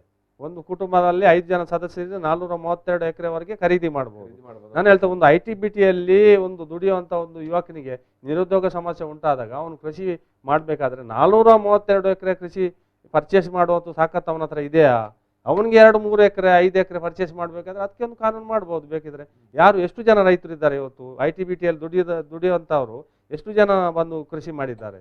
ಇದೆಲ್ಲ ನೋಡಿ, ಸರ್ಕಾರ ಇದನ್ನೆಲ್ಲ ಏನು ಈ ವಿಚಾರವನ್ನು ಮುಂದಿಟ್ಟುಕೊಂಡು ಇದನ್ನು ಒಂದು ದೊಡ್ಡ ದೊಡ್ಡ ಉದ್ಯಮಿಗಳಿಗೆ ಸಹಾಯ ಮಾಡುವಂತದ್ದು ಇದು. ಉದ್ಯಮಿಗಳು ಎಷ್ಟು 500 ಎಕರೆ ಬೇಕಿದ್ರು ಕೃಷಿ ಭೂಮಿಯನ್ನು ಖರೀದಿಸಬಹುದು. ಒಟ್ಟು ಆಶಯ ಇದು. ಅಲ್ವಿನವರೇ ಎಸ್, ಯುವಕರು ನೀವು ಹೇಳಿದ ಸಮಸ್ಯೆಗಳು ನೀವೇ ಈಗ ಮೂಲದಲ್ಲಿ ಹೇಳಿದ್ರಿ. ಕೃಷಿಕರು, ಒಬ್ಬ ಬೆಳೆಗಾರನಾಗಿ ನಿಮ್ಗೆ ಏನೆಲ್ಲ ಸಮಸ್ಯೆ ಅಂತ. ಇಂತಹ ಸಂದರ್ಭದಲ್ಲಿ ಯುವಕರು ಅಥವಾ ನಿಮ್ಮ ಪರಿಸರದ್ದೇ, ನಿಮ್ಮ ಮನೆಯದ್ದೇ ಯುವಕರುಗಳು ಕೃಷಿಯಲ್ಲಿ ತೊಡಗಿಸಿಕೊಳ್ತಾರಾ ಇವತ್ತಿನ ಸನ್ನಿವೇಶದಲ್ಲಿ, ದಿನಮಾನದಲ್ಲಿ ಅಂತ? ಖಂಡಿತವಾಗಿಯೂ ಮುಂದಿನ ದಿನಗಳಲ್ಲಿ ಯುವ ಪೀಳಿಗೆ ನಮ್ಮ ಕೃಷಿಯಲ್ಲಿ ತೊಡಗಿಸದಿದ್ರೆ ನಮ್ಮ ದೇಶಕ್ಕೆ ಕಷ್ಟದ ದಿನಗಳು ಬರ್ಲಿಕ್ಕೆ ಶುರು ಆಗ್ತದೆ. ಆಹಾರ ಕೊರತೆ ಖಂಡಿತವಾಗಿಯೂ ಖಂಡಿತ ಉಂಟು. ಈಗಿನ ನಮ್ಗೆ ಸ್ವಲ್ಪ ಅನುಭವ ಇದ್ದರಿಂದ ಕೃಷಿಯಲ್ಲಿ ನಾವು ಈಜಾಡ್ತಾ ಇದ್ದೇವೆ. ಖಂಡಿತವಾಗಿ ನಾನು ಹೈಸ್ಕೂಲಲ್ಲಿ ಇರುವಾಗಲೇ ಅಡಿಕೆ ಮರ, ತೆಂಗಿನ ಮರಕ್ಕೆ ಹತ್ತಿ ಅದನ್ನು ತೆಗೆದು ನಾನು ಶಾಲೆಗೆ ಹೋಗ್ತಾ ಇದ್ದೆ. ಮತ್ತೆ ಈಗಿನ ತರ ಪಂಪುಗಳಿದ್ದಿಲ್ಲ. ನಾವು ಲೋಕಲ್ ಕೆರೆಗಳಿಂದ ನೀರು ಹಾಯಿಸಿ, ಹೊಳಕೆ ಗದ್ದೆಗೆ ನೀರು ಹಾಯಿಸಿ ಶಾಲೆಗೆ ಹೋದವರು ಅಂದಿನ ದಿನಗಳೇ. ಅದರ ನಂತರ ತುಂಬಾ ನಮ್ಮ ಪಂಪುಗಳು ಬಂದವು, ಪೈಪ್ ಸ್ಪ್ರಿಂಕ್ಲರ್ ಬಂದವು. ಅದೆಲ್ಲ ಆಗಿ ಈಗಿನ ಕೃಷಿ ತುಂಬಾ ಅನುಕೂಲ ಆಗಿದೆ ಯುವಕರಿಗೆ, ಯಾಂತ್ರಿಕವಾಗಿ ಸ್ವಲ್ಪ ಸುಲಭವಾಗಿದೆ. ಆದ್ರೂ ಕೆಲವು ಯಂತ್ರಗಳು ಬಾರಿ ಕೈ ಕೊಡ್ತಾ ಇದ್ದಾವೆ. ನೋಡಿ, ಸರ್ಕಾರ ಈಗ ಏನು ತಪ್ಪು ಮಾಡುತ್ತೆ ಅಂತ ಹೇಳಿದ್ರೆ, ರೈತನು ಸ್ವಲ್ಪ ಹಣ ಕೂಡಿಡ್ಲಿಕ್ಕೆ ಶುರು ಮಾಡಿದ ಕೂಡಲೇ ಯಾಂತ್ರೀಕೃತ ಅಂತ ಹೇಳ್ತವೆ. ಈಗ ಯಂತ್ರಗಳು ಏನಾಗಿದೆ ಅಂತ ಹೇಳಿದ್ರೆ, ಒಂದು ವೀಡ್ ಕಟ್ಟಿಂಗ್ ಮಾಡುವ ಮಿಷಿನ್, ಅದಕ್ಕೆ ಓಪನ್ ಮಾರ್ಕೆಟ್ ಅಲ್ಲಿ 12-15 ಸಾವಿರ ರೂಪಾಯಿ ಇದ್ರೆ ಇವರು 28,000 ಮಾಡಿ 15,000 ಸಬ್ಸಿಡಿ ಮಾಡಿ ಬಿಲ್ ಮಾಡಿ ಕೊಡ್ತಾರೆ ರೈತ ಸಂಪರ್ಕ ಕೇಂದ್ರಗಳಲ್ಲಿ. ಇವತ್ತು ಅದು 1 ವರ್ಷ 2 ವರ್ಷ ಮಾತ್ರ ನಡೀತದೆ. ಎಲ್ಲ ಮಿಷಿನ್ಗಳು ಎಲ್ಲಿ ರಿಪೇರಿ ಮಾಡ್ತವೆ ಅಲ್ಲಿ ರಾಶಿ ಕಟ್ಲೆ ಬಿದ್ದಿದೆ ನೋಡಿ. ಎಲ್ಲ ಅಂಥದ್ದು ನೋಡಿ, ನಾವು ನೋಡ್ತಾ ಇದ್ದೇವೆ. ಮರ ಕಟ್ ಮಾಡುವಂತ ಮಿಷಿನ್ಗಳು, ಒಂದು ಚೈನಿಗೆ 1,000 ರೂಪಾಯಿ ಆಯಿಲ್ ಪೆಟ್ರೋಲ್ ಹಾಕಬೇಕು. 1 ವರ್ಷ ಕೂಡ ನಡೆಯುವುದಿಲ್ಲ. ಅಂತ ಮಿಷಿನ್ಗಳನ್ನು ಕೊಟ್ಟು ಪ್ರತಿ ವರ್ಷ ಈ ಟರ್ಪಲ್ ಕೊಡುವಂಥದ್ದು ಎಲ್ಲ ರೈತ ಕೊಂಡೋಗಿ ಮನೆಯಲ್ಲಿ ಕೂಡಿಟ್ಟುವುದು, ದುಡ್ಡನ್ನು ಹಾಳು ಮಾಡೋದು. ಮೊದಲು ನಾವು ಹೇಗೆ ಗರ್ಗಸದಲ್ಲಿ ಮರ ಕಟ್ ಮಾಡಿರ್ತೇವೆ, ಯಾವ ಶುಗರು ಇರಲಿಲ್ಲ. ವೀಳ್ಯದೆಲೆದ ಬಗ್ಗೆ ಮಾತಾಡಿದ್ರು. ವೀಳ್ಯದೆಲೆ ಗುದ್ದಿ ಅವರು ವೀಳ್ಯದೆಲೆ ತಿಂತಿತ್ತು. ಯಾರಿಗಾದ್ರೂ ಗ್ಯಾಸ್ಟ್ರಿಕ್ ಸಮಸ್ಯೆ ಡಾಕ್ಟರ್ ಹತ್ರ ಹೋಗ್ತಿದ್ರ, ಮನೆಯಲ್ಲೇ ಮದ್ದು ಹರಿದು ಕೊಡ್ತಿದ್ರು ಮಕ್ಕಳಿಗೆ, 7-8 ಮಕ್ಕಳಿಗೆ. ಇವತ್ತು ಡಾಕ್ಟರ್ ಹತ್ರ. ಅಂಥದ್ದೆಲ್ಲ ಆಲೋಚನೆ ಮಾಡಬೇಕು ಯುವ ಜನರು. ಮೊದಲಿನ ಮನೆ ಮದ್ದನ್ನು ಕಲಿಬೇಕು. ಅಜ್ಜಿಯನ್ನು ಸ್ವಲ್ಪ ದೂರ ಮಾಡೋದಲ್ಲ, ಬುದ್ಧಿ ಹೇಳ್ತಾರೆ ಅಂತೇಳಿ. ಅವರಿಗೆ ಬಹಳ ಜ್ಞಾನ ಇರ್ತದೆ. ಅವರು ಮಾಡಿದ ಕೆಲಸದಲ್ಲಿ ಅವರಿಗೆ ಜ್ಞಾನ ಇದ್ದು ಅವರು ಮಾತನ್ನಾಡ್ತಾರೆ. ಅವರ ಮಾತನ್ನು ನಾವು ಆಲಿಸಬೇಕು, ಅವರು ಏನು ಮಾಡಿದ್ದಾರೆ ಅಂಥೇಳಿ. ಮಹಾಭಾರತ, ನಮ್ಮ ಬೈಬಲ್ ಎಲ್ಲ ಬರೆದವರು 2000 ವರ್ಷದ ಮೊದಲು ನೋಡಿ. ಅವರಿಗೆ ಪೆನ್ನು ಇರಲಿಲ್ಲ, ಶಾಯಿ ಇರಲಿಲ್ಲ. ಮಾತ್ರ ಇಡೀ ಭೂಲೋಕ ನಡೆಯುವುದು ಈ ರಾಮಾಯಣ ಮಹಾಭಾರತ ಮತ್ತು ನಮ್ಮ ಬೈಬಲ್ ಮತ್ತು ಕುರಾನ್ಗಳಿಂದ. ಅವರು ಬುದ್ಧಿವಂತರ, ನಾವು ಬುದ್ಧಿವಂತರಂತೆ ಆಲೋಚನೆ ಮಾಡಬೇಕು. ಆ ಥರ ನಮ್ಮ ಯುವ ಜನರು ಅಂಥದ್ದನ್ನು ಥಿಂಕ್ ಮಾಡಿದರೆ ನಮ್ಮ ಸಮಾಜದಲ್ಲಿ ಯಾವ ಅನಾಹುತಗಳು ನಡೆಯುವುದಿಲ್ಲ. ಅನ್ಯೋನ್ಯತೆಯಿಂದ ಬಾಳಿ ಎಲ್ಲರಿಗೂ ಒಟ್ಟು ಸೇರಿ ನಾವು ಕೃಷಿಯಲ್ಲಿ ಬೇರೆ ಬೇರೆ ಅಂತಿಮ ಕೃಷಿ ಬದುಕು ಅನ್ನೋದೇ ಒಂದು ಅನ್ಯೋನ್ಯತೆ ಬದುಕಲ್ವಾ? ಖಂಡಿತವಾಗಿಯೂ ಎಲ್ಲರೂ ಅನ್ಯೋನ್ಯತೆ ಇದ್ದರೆ ಮಾತ್ರ ಅವನಿಗೆ ಮನಃಶಾಂತಿ ಇಲ್ಲದ್ರೆ ಕೃಷಿ ಮಾಡಲಿಕ್ಕೆ ಸಾಧ್ಯ ಬದುಕಲ್ಲೇ ಋಷಿ ಬದುಕು ಅಂತ ಒಂದು ಗಾದೆ ಇದೆ, ಏನು ಕವನ ಇದೆ. ಕೃಷಿ ಬದುಕಿಗೂ ಮತ್ತೆ ಕೃಷಿ ಬದುಕಿಗೂ ಅಜಗಜಾಂತರವಾದ ಸಂಬಂಧ ಇದೆ, ತುಂಬಾ ಇದಿದೆ. ಎಸ್ ನಾನು ಒಂದು ಸಣ್ಣ ಬ್ರೇಕ್ ತಗೊಳ್ತೇನೆ. ಬ್ರೇಕ್ ನಂತರ ಈ ಒಂದು ಸಂವಾದವನ್ನು ಮತ್ತೆ ಮುಂದುವರಿಸ್ತೇನೆ. ಈಗ ಒಂದು ಸಣ್ಣ ಬ್ರೇಕ್. ಕಾರ್ಯಕ್ರಮದ ಪ್ರಾಯೋಜಕರು ರೋಹನ್ ಕಾರ್ಪೊರೇಷನ್, ಸಹ ಪ್ರಾಯೋಜಕರು father Muller's charitable trust, SDM college Ujire, VK furniture and electronics. Yes, ಯುವ ರೈತ ದಿನಾಚರಣೆಯ ಒಂದು ಸಂದರ್ಭದಲ್ಲಿ ನಾವು ಈ ಒಂದು ಮಾತುಕತೆ ನಡೆಸ್ತಾ ಇದ್ದೇವೆ. ಈ ಸಂದರ್ಭದಲ್ಲಿ ನಿಮ್ಮ ಜೊತೆಗೆ ಕೃಷಿಕರು ಮತ್ತು ರೈತ ಸಂಘದ ಮುಖಂಡರು ಆಗಿರುವಂತಹ ಓಸ್ವಾಲ್ಡ್ ಪ್ರಕಾಶ್ ಫರ್ನಾಂಡಿಸ್ ಅವರು ಮತ್ತು ಆಲ್ವಿನ್ ಮೆನೇಜಸ್ ಅವರು ಇದ್ದಾರೆ. ನಾವು ಮಾತನಾಡುವ ಸಂದರ್ಭದಲ್ಲಿ ಇಬ್ಬರು ಕೂಡ ಒಂದು ರೈತರ ಕಷ್ಟ ಸುಖಗಳು ಏನು ಅನ್ನೋ ಬಗ್ಗೆ ನಮ್ಮ ಜೊತೆಗೆ ಮಾತುಕತೆ ಮಾಡಿದರು. ಎಸ್, ನಾನು ಯುವಕರು ಇವತ್ತಿನ ದಿನಮಾನದಲ್ಲಿ ಇಂಥ ಕಷ್ಟ ಸುಖಗಳ ನಡುವೆ ಯುವಕರು ಎಷ್ಟರ ಮಟ್ಟಿಗೆ ಗದ್ದೆಗೆ ಇಳಿತಾರೆ ಅನ್ನೋ ಬಗ್ಗೆ ನಾನು ಮತ್ತೆ ಓಸ್ವಾಲ್ಡ್ ಅವ್ರ ಹತ್ರ ಪ್ರಶ್ನೆ ಕೇಳುವಂಥದ್ದು. ಓಸ್ವಾಲ್ಡ್ ಅವರೇ, ನೀವು ನಿಮ್ಮ ಪರಿಸರ, ನಿಮ್ಮ ಊರು, ನಿಮ್ಮ ಕುಟುಂಬವನ್ನೇ ಉಲ್ಲೇಖ ಮಾಡಿಕೊಂಡು ಹೇಳಬಹುದು, ಯುವಕರು ಎಷ್ಟರ ಮಟ್ಟಿಗೆ ಗದ್ದೆಗೆ ಇಳಿತಾರೆ? ಖಂಡಿತವಾಗಿ ಇವತ್ತಿನ ಯುವ ಸಮುದಾಯಕ್ಕೆ ಈಗ ಇರುವ ಏನು ಕೃಷಿ ಪದ್ಧತಿ ವಿಚಾರದಲ್ಲಿ ಕೂಡ ಗೊತ್ತಿರಲಿಕ್ಕಿಲ್ಲ. ಇವತ್ತು ಭತ್ತ ನಾಟಿ ಮಾಡುವ ವಿಚಾರ ಆಗಿರ್ಬೋದು, ಎತ್ತುಗಳನ್ನು ಕಟ್ಟುವ ವಿಚಾರ ಆಗಿರ್ಬೋದು, ಎತ್ತುಗಳನ್ನು ಉಳುವ ವಿಚಾರ ಆಗಿರ್ಬೋದು, ಅದಕ್ಕೆ ಏನು ಇದು ಹೇಳ್ತೇವೆ ನಾವು, ಬರಿ ಮಣ್ಣು ಇಡ್ಲಿಕ್ಕೆ ಅಥವಾ ಏನು ಬರಿ ಕಟ್ಪುಣ ಅಂತ ಒಂದು ಹೇಳ್ತಾರೆ, ಏನು ಬರಿ ಮಣ್ಣು ಇಡುವುದು ಮತ್ತೆ ಬರಿ ಮಣ್ಣು ತೆಗೆಯುವಂಥದ್ದು, ಫಸ್ಟ್ ತೆಗೆಯುವುದು ಮತ್ತೆ ಇಡುವುದು, ಏನು ಮುಕ್ತಾಲ್ ದಿವಸದಲ್ಲಿ, ಅದು ಕೊನೆ ಇದರಲ್ಲಿ ಏನು ಉಳಿ ಎಲ್ಲ ಐತ ಮಾಡುವ ಸಂದರ್ಭದಲ್ಲಿ ಕೊನೆಯಲ್ಲಿ ಅದನ್ನು ಮಣ್ಣನ್ನು ನಾವು ಇಡ್ತೇವೆ, ಬರಿ ಮಣ್ಣನ್ನು. ಅದು ಕೂಡ ಇವತ್ತು ಅಂತ ಪರಿಸ್ಥಿತಿ ಇಲ್ಲ. ಈಗ ಯಾಂತ್ರಿಕತೆ ಆಗಿದೆ ಸಂಪೂರ್ಣ. ಈಗ ಅಂಥದ್ದು ಏನು ಪರಿಸ್ಥಿತಿ ಇಲ್ಲ, ಯಾರಿಗೂ ಈಗ ಕೃಷಿ ಮಾಡ್ಬೋದು. ಆದರೆ ಇವತ್ತಿನ ಯುವ ಸಮುದಾಯ ಕೃಷಿಯ ಬದಲು ಬೇರೆ ಏನು ಕೃಷಿಯೇತರ ಏನು ಮಾಡಬಹುದು ಆ ರೀತಿಯಲ್ಲಿ ಜಾಸ್ತಿ ಏನು ಚಿಂತನೆ ಮಾಡ್ತಾ ಇದ್ದಾರೆ. ಗದ್ದೆಗಳೆಲ್ಲ ಕ್ರಿಕೆಟ್ ಮೈದಾನಗಳಾಗಿದೆ, ಕ್ರಿಕೆಟ್ ಮೈದಾನಗಳು ಇವತ್ತು ಅಲ್ಲಿ ಏನು ಹಳ್ಳಿಗಳಲ್ಲಿ ಹಳ್ಳಿಗಳಲ್ಲೆಲ್ಲ ಈಗ IPL ನಡೀತದೆ. ಕೊತ್ತಲಿಗೆ ಬ್ಯಾಟ್ ಹಿಡ್ಕೊಂಡು ಆಡುವಂತದ್ದು ಮುಂಚೆ ಇತ್ತು ನಮ್ಮ ಕಾಲದ. ಈಗೆಲ್ಲ IPL ತರನೇ ನಡೆಯುತ್ತೆ. ಈಗ IPL ತರನೇ ಕಮೆಂಟ್ರಿ ಬಾಕ್ಸ್ ಎಲ್ಲ ಇರುತ್ತೆ. ಹೌದು, ಆಟಿಡೊಂದು ದಿನ ಗದ್ದೆಯಲ್ಲಿ ಒಂದು ದಿನ ಅಂತ ಹೇಳಿ ಕಾರ್ಯಕ್ರಮ ಸ್ಟಾರ್ಟ್ ಆಗಿದೆ. ಈಗ ನೋಡಿ ಸ್ಪೆಷಲ್ ಆಗಿ ಒಂದು ದಿವಸ ಸೀಮಿತ ಗಮ್ಮತ್ತು 20-25 ಬಗೆಯ ಏನು ಖಾದ್ಯಗಳನ್ನು ಮಾಡಿದ್ರು, ತಿಂದ್ರು, ಹೋದ್ರು. ಗದ್ದೆಯಲ್ಲಿ ಒಂದು ದಿವಸ ಅಂತ ಹೇಳಿದ್ರೆ ಹಗ್ಗ ಎಳೆಯೋದು, ವಾಲಿಬಾಲ್ ಆಡುದು, ಕ್ರಿಕೆಟ್ ಆಡುವಂಥದ್ದು. ಅದೇ ನೋಡಿ, ಈಗ ಕೂಡ ನಮ್ಮ ಪೂರ್ವಜರುಗಳು ಇದ್ದಲ್ಲಿ ನಮ್ಮ ಅಜ್ಜಿಯಂದಿರು ಇರುವ ಕೆಲವು ಕಡೆಗಳಲ್ಲಿ ಹಳ್ಳಿಗಳಲ್ಲಿ ಭತ್ತ ಕೃಷಿ ಆಗಿರ್ಬೋದು, ಎತ್ತುಗಳಲ್ಲಿ ಉಳುವಂಥದ್ದಾಗಿರ್ಬೋದು ನಾವು ಕಂಡಿದ್ದೇವೆ, ಆಗ್ತಾ ಇದೆ. ಇವತ್ತು ಈಗಿನ ಮಕ್ಕಳಿಗೆ ಅದನ್ನು ಕೇಳಿದ್ರೆ ಭತ್ತ ಅಕ್ಕಿಯಾಗಿ ಆಗುತ್ತೆ, ಮತ್ತೆ ಅದು ಎಲ್ಲಿಂದ ಬರುತ್ತದೆ,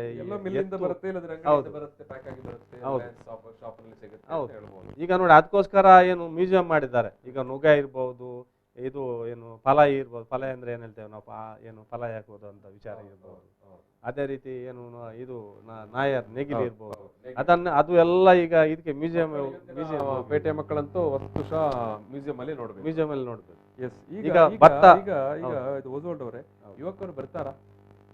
ಖಂಡಿತವಾಗಿ ನೋಡಿ, ಈಗ ಲಾಕ್ಡೌನ್ ಸಂದರ್ಭದಲ್ಲಿ, ಕೊರೋನಾ ಸಂದರ್ಭದಲ್ಲಿ ಸ್ವಲ್ಪ ಯುವ ಸಮುದಾಯ ಕೃಷಿಗಾರ ಜೊತೆ ಇತ್ತು, ನಾನು ಇಲ್ಲ ಅಂತ ಹೇಳಿಲ್ಲ. ಈಗ ಪುನಃ ನಗರಗಳಿಗೆ ಮುಖ ಮಾಡ್ತಾ ಇದೆ ಈಗ ಯುವ ಸಮುದಾಯ. ಯಾಕಂದ್ರೆ ನೋಡಿ, ಇವತ್ತು ಈ ಸರ್ಕಾರ ಬಂದ ನಂತರ, ಕಳೆದ ಸರ್ಕಾರ ಏನು ಬೇರೆ ಸರ್ಕಾರ ಇರುವ 20% ನಿರುದ್ಯೋಗ ಸಮಸ್ಯೆ ಇತ್ತು ದೇಶದಲ್ಲಿ, ಇವತ್ತು 68.8% ಹೋಗಿದೆ ನಿರುದ್ಯೋಗ ಸಮಸ್ಯೆ. ಈ ಸಂದರ್ಭದಲ್ಲಿ ಕೂಡ ಇವತ್ತು ಏನು ಕೃಷಿ ಏನು ಯುವ ಸಮುದಾಯ ಕೃಷಿಯತ್ತ ಮುಖ ಮಾಡುವಂಥದ್ದು ನಾನು ನೋಡಿದ ಪ್ರಕಾರ ತುಂಬಾ ವಿರಳ. ಅದಕ್ಕೋಸ್ಕರ ನಾನು ಯುವ ಸಮುದಾಯಕ್ಕೆ ಇಷ್ಟೇ ನಾನು ಹೇಳಿಕೆ ಕೇಳಿಕೊಳ್ತೇನೆ ಯುವ ಸಮುದಾಯ ಹತ್ರ. ಅಂದರೆ ಇವತ್ತು ಏನು ರೈತ ವಿರೋಧಿ ಕಾಯ್ದೆಗಳಿರ್ಬೋದು, ಅದಕ್ಕೋಸ್ಕರ ಅದನ್ನು ರದ್ದು ಮಾಡಲಿಕ್ಕೋಸ್ಕರ ನೀವು ಏನು ನಮ್ಮ ಜೊತೆ ಕೈ ಜೋಡಿಸಬೇಕು. ಅದರ ಜೊತೆಯಲ್ಲಿ ಕೃಷಿಯನ್ನು ಅತಿ ಹೆಚ್ಚು ಅಳವಡಿಸಿಕೊಂಡು ಏನು ಇದು ರಾಸಾಯನಿಕ ಗೊಬ್ಬರಗಳನ್ನು ಬಿಟ್ಟು ಏನು ಈಗ ನಾವು ಇದು ಮಾಡ್ತೇವೆ, ಏನು ಇದು ಏನು ಕೃಷಿಯನ್ನು ಮಾಡ್ತಾ ಇದ್ದೆ, ಅದನ್ನು ಮಾಡಬೇಕು ಅಂತ ನಾನು ಹೇಳಲಿಕ್ಕೆ ಯುವ ಸಮುದಾಯಕ್ಕೆ ಹೇಳಲಿಕ್ಕೆ ಬಯಸ್ತೇನೆ. ಇದು ಆಲ್ವಿನ್ ಮ್ಯಾನೇಜರ್ಸ್ ಅವರೇ, ಯುವ ಜನರು ರೈತರಾಗಲಿಕ್ಕೆ ತಯಾರಿದ್ದಾರಾ? ಈಗಿನ ಪರಿಸ್ಥಿತಿಯಲ್ಲಿ ಈಗ ಹೈನುಗಾರಿಕೆಯಲ್ಲಿ ನೋಡ್ತಿರುವಾಗ ಬೆಳಗಿನ ಸಮಯದಲ್ಲಿ ಯುವಕರೇ ಡೈರಿಗಳಿಗೆ ಹಾಲನ್ನು ತೆಗೆದುಕೊಂಡು ಬರುವಂಥ ಕೆಲಸವನ್ನು ಮಾಡ್ತಾ ಇದ್ದಾರೆ.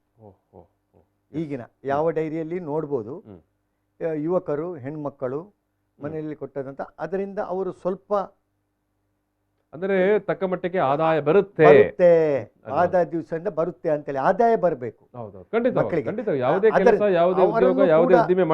ಅವರನ್ನು ಕೂಡ ಇನ್ನೂ ಹೆಚ್ಚು ಕೃಷಿಯಲ್ಲಿ ನಮ್ಮ ತರಕಾರಿ ಬೆಳೆಯುವಲ್ಲಿ ಅವರನ್ನು ತೊಡಗಿಸಿಕೊಂಡ್ರೆ, ಆಕಾಂಕ್ಷಿಗಳು ಮುಂದೆ ಬಂದ್ರೆ, ನಮ್ಮ ಯುವ ಸಮುದಾಯ ನಮ್ಮ ಬೆಳೆದು ನಿಂತರೆ ನಮ್ಮ ದೇಶ ಕಟ್ಟುವ ಕೆಲಸ ಮುಂದಿನ ದಿನದಲ್ಲಿ ಖಂಡಿತ ಆಗ್ತದೆ. ಅದರಲ್ಲಿ ಕೂಡ ರಾಜ್ಯ ಸರ್ಕಾರಗಳು, ಕೇಂದ್ರ ಸರ್ಕಾರಗಳು ಯುವಕರಿಗಾಗಿ ಒಂದು ಕಾನೂನನ್ನು ರೂಪಿಸಬೇಕು. ಮೊನ್ನೆ ತಾನೇ ಒಬ್ಬ ರೈತ ಯುವಕ ನಮ್ಮ ಮಿನಿಸ್ಟರ್ ಹತ್ರ ಅಳಲನ್ನು ತೆಡ್ಕೊಂಡ. ಅದರ ನಂತರ ವಾಟ್ಸಪ್, ಫೇಸ್ಬುಕ್ ಅಲ್ಲೆಲ್ಲ ಬರ್ಲಿಕ್ಕೆ ಸ್ಟಾರ್ಟ್ ಆಯ್ತು, ನಿಮ್ಗೆ 3 ಲಕ್ಷದ ಒಳಗೆ ಸಾಲ ಕೊಡ್ತೇವೆ. ಖಂಡಿತವಾಗಿ ಅದನ್ನು ಜಾರಿಗೆ ತರಬೇಕು. ಯುವ ಸಮುದಾಯಕ್ಕೆ ಒಂದು ಮಾರ್ಗದರ್ಶನ ಕೊಡಬೇಕು. ಅವರಿಗೆ ಒಳ್ಳೆಯ ಒಂದು ಮಾರ್ಗದರ್ಶನ ನೀಡಿ ಅವರನ್ನು ಕೃಷಿಯಲ್ಲಿ ತೊಡಗಿಸುವಂಥ ಕೆಲಸ ಉತ್ತೇಜನ ಮಾಡಿದರೆ ನಮ್ಮ ದೇಶ ಅಭಿವೃದ್ಧಿಯ ಪಥದಲ್ಲಿ ಸಾಗಲಿಕ್ಕೆ ಸಾಧ್ಯ ಇದೆ. ಈಗ ನಾವು ಕೊನೆಯ ಭಾಗಕ್ಕೆ ಬರುವ ಸಂದರ್ಭದಲ್ಲಿ ಒಸ್ವಾಲ್ಡ್ ಅವರೇ ಮತ್ತು ಮ್ಯಾನೇಜರ್ಸ್ ಅವರೇ, ನಾವು ಕಳೆದ 92 ದಿವಸಗಳಿಂದ ದಿಲ್ಲಿಯಲ್ಲಿ ನಡೀತಾ ಇರುವ ರೈತ ಹೋರಾಟವನ್ನು ನೋಡ್ತಾ ಇದ್ದೇವೆ. ರೈತ ಹೋರಾಟದಲ್ಲಿ ಒಂದು ಸಣ್ಣ ಹೆಣ್ಮಗಳು ದಿಶಾ ರವಿ ಒಂದು ರೈತ ಹೋರಾಟಕ್ಕೆ ಸಂಬಂಧಪಟ್ಟಂಥ ಸಾಮಾಜಿಕ ಜಾಲತಾಣದಲ್ಲಿ ರೈತರ ಹೋರಾಟಕ್ಕೆ ಯಾವ ರೀತಿ ಬೆಂಬಲ ವ್ಯಕ್ತವಾಗಬೇಕು ಅನ್ನೋ ಬಗ್ಗೆ ಹಂಚಿಕೆ ಮಾಡಿದಂಥ ಟೂಲ್ ಕಿಟ್ಟನ್ನೇ ದೊಡ್ಡದಾಗಿ ಮಾಡಿಕೊಂಡು ಆಕೆಯನ್ನು ಅರೆಸ್ಟ್ ಮಾಡಿದ್ರು. ಕೊನೆಗೆ ಮುಖಭಂಗ ಅನುಭವಿಸಿದರು. ದೇಶ ವಿದೇಶಗಳಲ್ಲಿ ಮಾಧ್ಯಮಗಳು, ರೈತ ಸಂಘಟನೆಗಳು, ಜನರು ಮಾತನಾಡಿದರು. ಮತ್ತು ಪ್ರಜಾತಂತ್ರ ದೇಶದಲ್ಲಿ ಈ ರೀತಿ ಇದೊಂದು ಅಪಮಾನ ಕೃತ್ಯ ಅನ್ನೋದನ್ನು ಯುರೋಪ್ ಜೊತೆಗೆ ಅಮೇರಿಕದ ಮಾಧ್ಯಮಗಳೇ ಫ್ರಂಟ್ ಪೇಜಲ್ಲಿ ಬರೆದವು. ಈಗ ನಾನು ನಿಮ್ಮ ಹತ್ರ ಬರುವಂಥ ಸಂದರ್ಭದಲ್ಲಿ ಆಯಿತು, ದಿಶಾ ರವಿಯದು ವಿಚಾರ ಆಯಿತು, ಈ ಹೋರಾಟ ಇದೆ ಅಲ್ವಾ, ಹೋರಾಟ ಈಗ 92ನೇ ದಿವಸ ಆಯಿತು. ಹೋರಾಟದ ಆದಿ ಏನು, ಅದು ಯಾವ ಹಂತ, ಎಲ್ಲಿಗೆ ಬಂತು, ಏನಾಗ್ತಾ ಉಂಟು ನೋಡಿ. ಇವತ್ತು ಹೋರಾಟ ಈ 3 ಕಾಯ್ದೆಗಳ ಬಗ್ಗೆ ಸ್ಪಷ್ಟವಾಗಿ ನಮ್ಮ ಇವತ್ತು ಸಂಯುಕ್ತ ಕಿಸಾನ್ ಮೋರ್ಚಾ ಇಡೀ ಹೋರಾಟವನ್ನು ಸಂಘಟಿಸ್ತಾ ಇರುವಂತ, ನೇತೃತ್ವ ವಹಿಸಿರುವಂತ ಸಂಘಟನೆ. ಹೌದು, ಸಂಯುಕ್ತ ಕಿಸಾನ್ ಮೋರ್ಚಾದಲ್ಲಿ 500ರ ಮೇಲೆ ಸಂಘಟನೆಗಳಿದ್ದಾವೆ. ಒಂದೇ ವೇದಿಕೆಯಲ್ಲಿ ಇವತ್ತು ಹೋರಾಟ ನಡೀತಾ ಇದೆ. ನಿಮ್ಗೆ ಗೊತ್ತಿದೆ, ಇವತ್ತು 87 ಅಮೆರಿಕದ 87 ರೈತ ಸಂಘಟನೆಗಳು ಇವತ್ತು ಇಲ್ಲಿ ನಡೆಯುವಂತ ಹೋರಾಟಕ್ಕೆ ಬೆಂಬಲ ಸೂಚಿಸಿದ್ದಾವೆ. ಇಡೀ ಪ್ರಪಂಚದ ಬೇರೆ ಬೇರೆ ದೇಶಗಳಲ್ಲಿರುವ ಸಂಘಟನೆಗಳು ಕೂಡ ಈ ಹೋರಾಟಕ್ಕೆ ಬೆಂಬಲ ಕೊಡ್ತಾ ಇದ್ದಾರೆ. ಒಂದು. ಎರಡನೇ, ದಿಶಾ ರವಿ ವಿಚಾರದಲ್ಲಿ ಇವು ಏನು ಈ ಕೆಲವು ಬಿಜೆಪಿ ನಾಯಕರುಗಳು, ಕೆಲವು ಏನು ಮೋದಿ ಭಕ್ತರು ಏನೆಲ್ಲ ಹೇಳಿದ್ರು, ದಿಶಾ ರವಿಯನ್ನು ದಿಶಾ ಜೋಸೆಫ್ ಅಂತ ಕರೆದ್ರು. ಇಷ್ಟೆಲ್ಲ ಅವತಾರ ಮಾಡಿಕೊಂಡು ನೋಡಿ, ಮೊನ್ನೆ ಹೈಕೋರ್ಟ್ ಏನು ನ್ಯಾಯಾಧೀಶರ ಜಾಮೀನು ಕೊಡುವ ಸಂದರ್ಭದಲ್ಲಿ ಧರ್ಮೇಂದ್ರ ರಾಣಾ ಅವರು ಏನ್ ಹೇಳಿದ್ರು, ನೀವು ಸಾಕ್ಷ್ಯ ಕೊಡಿ ಅಂತ ಹೇಳಿದ್ರು. ಇದು ಸಾಕ್ಷ್ಯ ಸಾಕಾಗುದಿಲ್ಲ ಅಂತ ಹೇಳಿದ್ರು ದಿಲ್ಲಿ ಪೊಲೀಸ್ಗೆ. ಈಕೆ ದೇಶದ್ರೋಹದ ಕೃತ್ಯ ಮಾಡಿದ್ದೆ ಆದ್ರೆ ಅದಕ್ಕೆ ಸಾಕ್ಷ್ಯ ಕೊಡಿ ಅಂತ ಅದು ಅವರು ಕೂಡ ಸ್ಪಷ್ಟವಾದ ರೀತಿಯಲ್ಲಿ ಹೇಳಿದ್ರು. ಒಂದು ವೇಳೆ ರೈತ ಹೋರಾಟವನ್ನು ಬೆಂಬಲಿಸುವುದು ಇದು ದೇಶದ್ರೋಹವಾಗಿದ್ದರೆ ನಾನು ಜೈಲಲ್ಲಿ ಇರ್ತೇನೆ ಅಂತ ಹೇಳಿದ್ರು. ಆ ದಿಟ್ಟತನಕ್ಕೆ ಆ ಹುಡುಗಿಗೆ ನಾವು ಸೆಲ್ಯೂಟ್ ಹೊಡೆಯಬೇಕು. ಯಾಕಂದ್ರೆ ನೋಡಿ, ಅವರ ಧೈರ್ಯಕ್ಕೆ ಮೆಚ್ಚಬೇಕು. ಯಾಕಂದ್ರೆ ನೋಡಿ, ಅಲ್ಲಿ ಲಾಸ್ಟ್ಗೆ ಏನ್ ಹೇಳಿದ್ರು ಜಡ್ಜಿ, ಇದು ಸಾಕ್ಷ್ಯ ಸಾಕಾಗುದಿಲ್ಲ, ಅದಕ್ಕೋಸ್ಕರ ನಾನು ಅವ್ರಿಗೆ ಏನು ಜಾಮೀನು ಕೊಡ್ತಾ ಇದ್ದೇನೆ ಅಂತ ಹೇಳಿದ್ರು. ಖಡಾಖಂಡಿತವಾಗಿ ಮುಖಭಂಗ ಆಯ್ತು. ಮರು ದಿವಸದಿಂದ ಒಬ್ಬರು ದಮ್ಮಿಲ್ಲ. ಅದರ ಮೊದಲ ದಿವಸ ತನಕ ದಿಶಾ ರವಿ 21 ವರ್ಷ ಅಂತೇಳಿ ಆಕೆ ವಯಸ್ಸನ್ನು ಇಟ್ಕೊಂಡು ತಮಾಷೆ ಮಾಡ್ತಾ ಇದ್ರು. ತಮಾಷೆ ಸಾಲಾಗಿ ನಿಂತು. ಇವತ್ತು ನೋಡಿ, ಇವತ್ತೆಲ್ಲ ಇವರು ಏನು ಈ ಮೋದಿ ಭಕ್ತರು ಬಾಯಿ ಮುಚ್ಚಿ ಕೂತ್ಕೊಂಡಿದ್ದಾರೆ. ಇದು ನಾನು ಇವತ್ತು ಕೂಡ ಹೇಳುದು ಇಷ್ಟೇ, ಈ 3 ಬಿಲ್ ಅನ್ನು ಕಾಯ್ದೆಗಳನ್ನು ವಾಪಸ್ ಪಡೆಯುವ ತನಕ, MSP ಅನ್ನು ಲೀಗಲೈಸ್ ಮಾಡುವ ತನಕ, ಕನಿಷ್ಠ ಬೆಂಬಲ ಬೆಲೆ ಇವತ್ತು ಕನಿಷ್ಠ ಬೆಂಬಲ ಬೆಲೆ ಅರ್ಥ ಆಗ್ತಾ ಇರ್ಲಿಲ್ಲ ಜನರಿಗೆ. ಇವತ್ತು ನೋಡಿ, ಸಚಿನ್ ತೆಂಡೂಲ್ಕರ್ ಮಗನನ್ನು ಏನು ಮೊನ್ನೆ ಲಾಸ್ಟ್ ಏನು IPL ಹರಾಜಿಗೆ ಇಡುವ ಸಂದರ್ಭದಲ್ಲಿ ಏನು ಮರ್ಯಾದೆಗೋಸ್ಕರ ಗೌರವ ಉಳಿಸುವಗೋಸ್ಕರ ಲಾಸ್ಟಿಗೆ ಮುಂಬೈ ಇಂಡಿಯನ್ಸ್ ಅವರು 20 ಲಕ್ಷ ಖರೀದಿ ಮಾಡಿದ್ರು. ಅದು ಅಲ್ಲಿ ಕೂಡ ಒಂದು ಮುಜುಗರ ಆಯ್ತು ಅವರಿಗೆ. ಅಲ್ಲಿ ಕೂಡ ಕೆಲವು ರೈತರು ಹೇಳಿದ್ರು, ನೋಡಿ ಕನಿಷ್ಠ ಬೆಂಬಲ ಬೆಲೆ ಅಂದ್ರೆ ಇದೆ, ಮಿನಿಮಮ್ ಸಪೋರ್ಟ್ ಪ್ರೈಸ್ ಅಂದ್ರೆ ಇದೆ, ಕನಿಷ್ಠ ಬೆಂಬಲ ಬೆಲೆ ಕೊಟ್ಟು ಅವರನ್ನು ಖರೀದಿ ಮಾಡಿದ್ರು 20 ಲಕ್ಷ ಕೊಟ್ಟು. ಅದಲ್ಲಿ ಕೂಡ ನಮ್ಮ ಏನು ಕ್ರಿಕೆಟ್ ದೇವರಾದ ಸಚಿನ್ ತೆಂಡೂಲ್ಕರ್ ಅವರು ಇದರಲ್ಲಿ ರೈತರ ವಿಚಾರದಲ್ಲಿ ಮುಂದೆ ಏನು ಮಧ್ಯದಲ್ಲಿ ಬಂದು ಇಂಥ ಟ್ವೀಟ್ಗಳನ್ನು ಮಾಡಿ ಅಲ್ಲಿ ಕೂಡ ಅವರಿಗೆ ಮುಜುಗರ ಆಯಿತು. ಇವತ್ತು ನೋಡಿ ಅಂತ ಒಂದು ಮಿನಿಮಮ್ ಸಪೋರ್ಟ್ ಪ್ರೈಸ್ ಅನ್ನು ಕೊಡ್ಲಿಕ್ಕೆ ಇವರಿಗೆ ಇದಿಲ್ಲ. ಇದೇ ವಿಚಾರದಲ್ಲಿ ಬೇರೆ ಸರ್ಕಾರಗಳು ಇರುವಾಗ ಈ ದೇಶದ ಪ್ರಧಾನಮಂತ್ರಿಗಳು ಗುಜರಾತ್ ಮುಖ್ಯಮಂತ್ರಿ ಇರುವ ಸಂದರ್ಭದಲ್ಲಿ ಯಾವ ತರ ಮಾತಾಡಿದ್ದಾರೆ ಮಾಧ್ಯಮದಲ್ಲಿ ಇದೆ, ಕೆಲವು ಟಿವಿ ಮಾಧ್ಯಮಗಳಲ್ಲಿ ಈಗ ಹೋರಾಟ ಕೊನೆ ಈಗ ಹೋರಾಟ ಎಲ್ಲಿಗೆ ಬಂದು ತಲುಪುತ್ತೆ? ಖಂಡಿತವಾಗಿ ಸರ್ ನೋಡಿ, ಇದು ಹೋರಾಟ ಖಂಡಿತವಾಗಿ ನಿಲ್ಲುವುದಿಲ್ಲ. ಇದು ಹೋರಾಟ ನಾವು ಹೇಳಿದ್ದೇವೆ ಇನ್ನು 1 ವರ್ಷ ಬೇಕಾದ್ರೆ ಇದು ಮುಂದುವರಿಸಲಿಕ್ಕೆ ಅವರು ಸಂಯುಕ್ತ ಕಿಸಾನ್ ಮೋರ್ಚಾದ ಎಲ್ಲಾ ನಾಯಕರುಗಳು ಸಿದ್ಧ ಇದ್ದಾರೆ. ಅದಕ್ಕೋಸ್ಕರ ಅವರ ನಿರ್ಧಾರವೇ ನಮ್ಮ ನಿರ್ಧಾರ. ಏನು ಈ ದೇಶದಲ್ಲಿ ಈಗ ಮುಂದಿನ ದಿನಗಳಲ್ಲಿ 40 ಲಕ್ಷ ಟ್ರ್ಯಾಕ್ಟರ್, ಮೊನ್ನೆ ಏನು ಪರೇಡ್ಗೆ ನಾವು ಕರೆ ಕೊಟ್ಟಿದ್ದು ಬರೇ 4 ಲಕ್ಷ ಟ್ರ್ಯಾಕ್ಟರ್, ಇವತ್ತು ಮುಂದಿನ ದಿನಗಳಲ್ಲಿ 40 ಲಕ್ಷ ಟ್ರ್ಯಾಕ್ಟರ್ಗಳು ಈ ದೇಶದಂತ ಒಗ್ಗೂಡಿ ಸಂಸತ್ತಿಗೆ ಮುತ್ತಿಗೆ ಹಾಕುವ ಒಂದು ಕಾರ್ಯಕ್ರಮಗಳನ್ನು ಮುಂದಿನ ದಿನಗಳಲ್ಲಿ ರೂಪಿಸ್ತೇವೆ. ಅದಕ್ಕೋಸ್ಕರ ಅದಕ್ಕೆ ಏನು ಇದು ದಾರಿ ಮಾಡಿ ಕೊಡಬಾರ್ದು ಸರ್ಕಾರ. ಅದಕ್ಕಿಂತ ಮುಂಚೆ ಸ್ವಲ್ಪ ಏನು ಅಕ್ಟೋಬರ್ 2ಕ್ಕೆ ನಾವು 40 ಲಕ್ಷ ಟ್ರ್ಯಾಕ್ಟರ್ ಒಂದಿಗೆ ಬರ್ತೇವೆ. ಅಕ್ಟೋಬರ್ 2ಗೆ ಇನ್ನೂ ಸಮಯ ತುಂಬಾ ಇದೆ, ಅಂದ್ರೆ ಅಷ್ಟರ ಮಟ್ಟಿಗೆ ಸಿದ್ಧತೆ ಮಾಡಿಕೊಂಡಿದ್ದೀರಿ ಅಂತ ಎಲ್ಲ ನೋಡಿ. ಇವತ್ತು ಉತ್ತರ ಪ್ರದೇಶ ಇರ್ಬೋದು, ಪಂಜಾಬ್ ಇರ್ಬೋದು, ಹರಿಯಾಣ ಇರ್ಬೋದು, ಏನು ಮಧ್ಯಪ್ರದೇಶ ಇರ್ಬೋದು. ಈಗ ಮಧ್ಯಪ್ರದೇಶದಲ್ಲಿ ಏನು ಮಹಾಪಂಚಾಯತ್ ಆಗ್ಲಿಕ್ಕೆ ಶುರು ಆಗಿದೆ ಟಿಕಾಯತ್ ನೇತೃತ್ವದಲ್ಲಿ. ನಮ್ಮ ಏನು ರಾಜ್ಯದಲ್ಲಿ ಕೂಡ ಶಿವಮೊಗ್ಗದಲ್ಲಿ ಕೂಡ ಇದೇ ದೊಡ್ಡ ರೀತಿಯಲ್ಲಿ ಮಹಾಪಂಚಾಯತ್ ಆಗ್ಲಿಕ್ಕಿದೆ, ಟಿಕಾಯತ್ ಅವರು ಬರ್ಲಿಕ್ಕಿದ್ದಾರೆ ಇಲ್ಲಿ ಕೂಡ ಶಿವಮೊಗ್ಗದಲ್ಲಿ. ನೀವು ದಕ್ಷಿಣ ಭಾರತದಲ್ಲಿ ಕೂಡ ಖಂಡಿತವಾಗಿ ಮುಂದಿನ ದಿನಗಳಲ್ಲಿ ಇಡೀ ದೇಶಾದ್ಯಂತ ವಿಸ್ತರಣೆ ಆಗುತ್ತೆ. ಯಾರೇ ಎನಿಸುವುದು ಬೇಡ, ರೈತರ ಮೇಲೆ ರೈತರ ಏನು ಬಾಲದ ಮೇಲೆ ಕಾಲಿಟ್ಟ ಸರ್ಕಾರಗಳನ್ನು ಎಳೆದಾಕುವಂತ ಜವಾಬ್ದಾರಿ ನಮ್ದು. ಅದು ಯಾವತ್ತು ರೈತರ ವಿಚಾರದಲ್ಲಿ ಸರ್ಕಾರ ಈ ಧೋರಣೆಗಳನ್ನು ಮುಂದುವರಿಸಿದ್ರೆ ಖಂಡಿತವಾಗಿ ಆ ಸರ್ಕಾರಗಳನ್ನು ಇರ್ಲಿಕ್ಕೆ ಬಿಡುವುದಿಲ್ಲ. ಆ ಸರ್ಕಾರಗಳನ್ನು ಕಿತ್ತು ಎಸೆಯುವ ತನಕ ಕೂಡ ನಮ್ಮ ಹೋರಾಟ ನಿಲ್ಲುವುದಿಲ್ಲ ಅನ್ನೋ ಮಾತನ್ನು ಹೇಳಿಕೆ ಬಯಸ್ತೇನೆ. ಇದು ಅಲ್ವಿನ್ ಅವರೇ, ನಾನು ಮುಗಿಸ್ತಾ ಇದ್ದೇನೆ ಸಂವಾದವನ್ನು. ಹೋರಾಟದ ಬಗ್ಗೆ ಒಂದು ಕ್ಷಣದಲ್ಲಿ ಮುಗಿಸ್ಬೇಕು ನೀವು. ನಮ್ಮ ಕರ್ನಾಟಕ ರಾಜ್ಯ ರೈತರು ಸಂಘವು ಏನು ದೆಹಲಿಯಲ್ಲಿ ಚಳುವಳಿ ನಡೀತಾ ಇದ್ದಾವೆ, ಅದೇ ರೀತಿಯಲ್ಲಿ ಕರ್ನಾಟಕದಲ್ಲಿ ಕೂಡ ನಡೀತಾ ಇದೆ.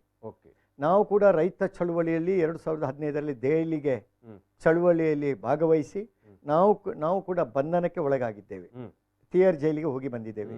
ನಮ್ಮ ದಕ್ಷಿಣ ಕನ್ನಡದ 8 ಜನ ರೈತರು, ಕರ್ನಾಟಕ ರಾಜ್ಯದ 168 ರೈತರು 2015 ಜುಲೈ 31 ಭೂ ಮಸೂದೆ ಕಾನೂನು ತಂದಾಗ. ಇದೇ ರೀತಿ ನೋಡಿ, ಈಗ ಪೆಟ್ರೋಲ್ ದರ ಏರಿಸಿ ರೈತರನ್ನು ಒಂದು ಮೂಲೆ ಗುಂಪು ಮಾಡುವಂತ ಕೆಲಸ ಮಾಡ್ತೇವೆ ನೋಡಿ. ಒಂದು ಕರಾಳ ಕಾನೂನು, ಭೂ ಮಸೂದೆ ಕಾನೂನು ಆಗಿರ್ಬೋದು, ಹಾಗೂ ರೈತರ ಮೇಲೆ ದೌರ್ಜನ್ಯ ಮಾಡುವಂಥ ಗೋಮಸೂದೆ ಕಾನೂನು ಆಗಿರ್ಬೋದು, ಸರ್ಕಾರ ತಂದಿದೆ. ನಮ್ಮನ್ನು ಮೂಲೆ ಗುಂಪು ಮಾಡುವಂಥ ಕಾನೂನನ್ನು ತಂದಿದೆ. ಏನು ಸರ್ಕಾರ ಈ ಕಾನೂನು ತಂದಿದೆ, ರೈತರಿಗೆ ವಿರುದ್ಧವಾದ ಕಾನೂನನ್ನು ತಂದದ್ದನ್ನು ನಾವು ಆ ಕಾನೂನನ್ನು ರಾಜ್ಯ ವ್ಯಾಪ್ತಿಯಲ್ಲಿ ಚಳುವಳಿ ಮಾಡಿ ಈ ಕಾನೂನನ್ನು ಸುಟ್ಟು ಹಾಕುವಂಥ ನಾವು ಕಾರ್ಯಕ್ರಮವನ್ನು ನಾವು ಹಮ್ಮಿಕೊಳ್ತೇವೆ, ಅದನ್ನು ಮಾಡ್ತೇವೆ. ನಮಗೆ ಬೇಡವಾದ ಕಾನೂನು ಸರ್ಕಾರ ತರಬಾರ್ದು. ನಾವು ಖಂಡಿತವಾಗಿಯೂ ಸರ್ಕಾರ ಮುಂದುವರಿಯುತ್ತದೆ. ಧನ್ಯವಾದಗಳು. ಇದು ರೈತ ದಿನಾಚರಣೆಯ ಯುವ ರೈತ ದಿನಾಚರಣೆ ಹಿನ್ನೆಲೆಯಲ್ಲಿ ನಾವು ಮಾತನಾಡಿದಂಥ ಈ ಒಂದು ಮಾತುಕತೆ ಸಂದರ್ಭದಲ್ಲಿ ನಮ್ಮ ಜೊತೆಗೆ ಇಷ್ಟು ಹೊತ್ತಿದ್ದು ಈ ಒಂದು ಮಾತುಕತೆಯಲ್ಲಿ ಭಾಗವಹಿಸಿದ್ದಕ್ಕಾಗಿ ನಾನು ಓಸ್ವಾಲ್ಡ್ ಪ್ರಕಾಶ್ ಫರ್ನಾಂಡಿಸ್ ಅವರಿಗೆ ಪ್ರೀತಿಯ ಧನ್ಯವಾದ ಸಮರ್ಪಣೆ ಮಾಡ್ತಾ ಇದ್ದೇನೆ. ಅದೇ ರೀತಿಯಾಗಿ ಆಲಿನ್ ಮನೇಜಸ್ ಅವರಿಗೆ ಕೂಡ ಪ್ರೀತಿಯ ಧನ್ಯವಾದಗಳು. ಇದು ಯುವ ರೈತರ ದಿನಾಚರಣೆಯ ನೆಪದಲ್ಲಿ ನಮ್ಮದು ರೈತರ ಕಾಳಜಿ ಬಗ್ಗೆ ಮತ್ತು ರೈತ ಹೋರಾಟದ ಬಗ್ಗೆ ನಡೆದಂಥ ಮಾತುಕತೆ. ಈ ಒಂದು ವಿಚಾರದಲ್ಲಿ ನಮ್ಮ ಜೊತೆಗೆ ಇಷ್ಟು ಹೊತ್ತು ನಾವು ರೈತರು ಮೂಲಭೂತವಾಗಿ ಅನುಭವಿಸ್ತಾ ಇರುವ ಕಷ್ಟ ಮತ್ತು ಸುಖ ಎರಡನ್ನೂ ಇಬ್ಬರು ರೈತ ಮುಖಂಡರು ಮತ್ತು ಮೂಲಭೂತವಾಗಿ ಇಬ್ಬರು ಕೂಡ ರೈತರೇ ಅವರು ಈ ಒಂದು ಅವರ ಸುಖ ಕಷ್ಟವನ್ನು ಹಂಚಿಕೊಂಡಿದ್ದಾರೆ. ಅದಕ್ಕಾಗಿ ನಾನು ಅವರಿಗೆ ಮತ್ತೊಮ್ಮೆ ಧನ್ಯವಾದ ಸಮರ್ಪಣೆ ಮಾಡಿ ಈ ಒಂದು ಮಾತುಕತೆಯಲ್ಲಿ ಸಮಾಪನ ಮಾಡ್ತಾ ಇದ್ದೇನೆ. ನಮಸ್ಕಾರ. ಪ್ರಚಲಿತ ಈ ಕಾರ್ಯಕ್ರಮದ ಪ್ರಾಯೋಜಕರು ರೋಹನ್ ಕಾರ್ಪೊರೇಷನ್, ಸಹ ಪ್ರಾಯೋಜಕರು father Muller's charitable trust, SDM college Ujire, VK furniture and electronics.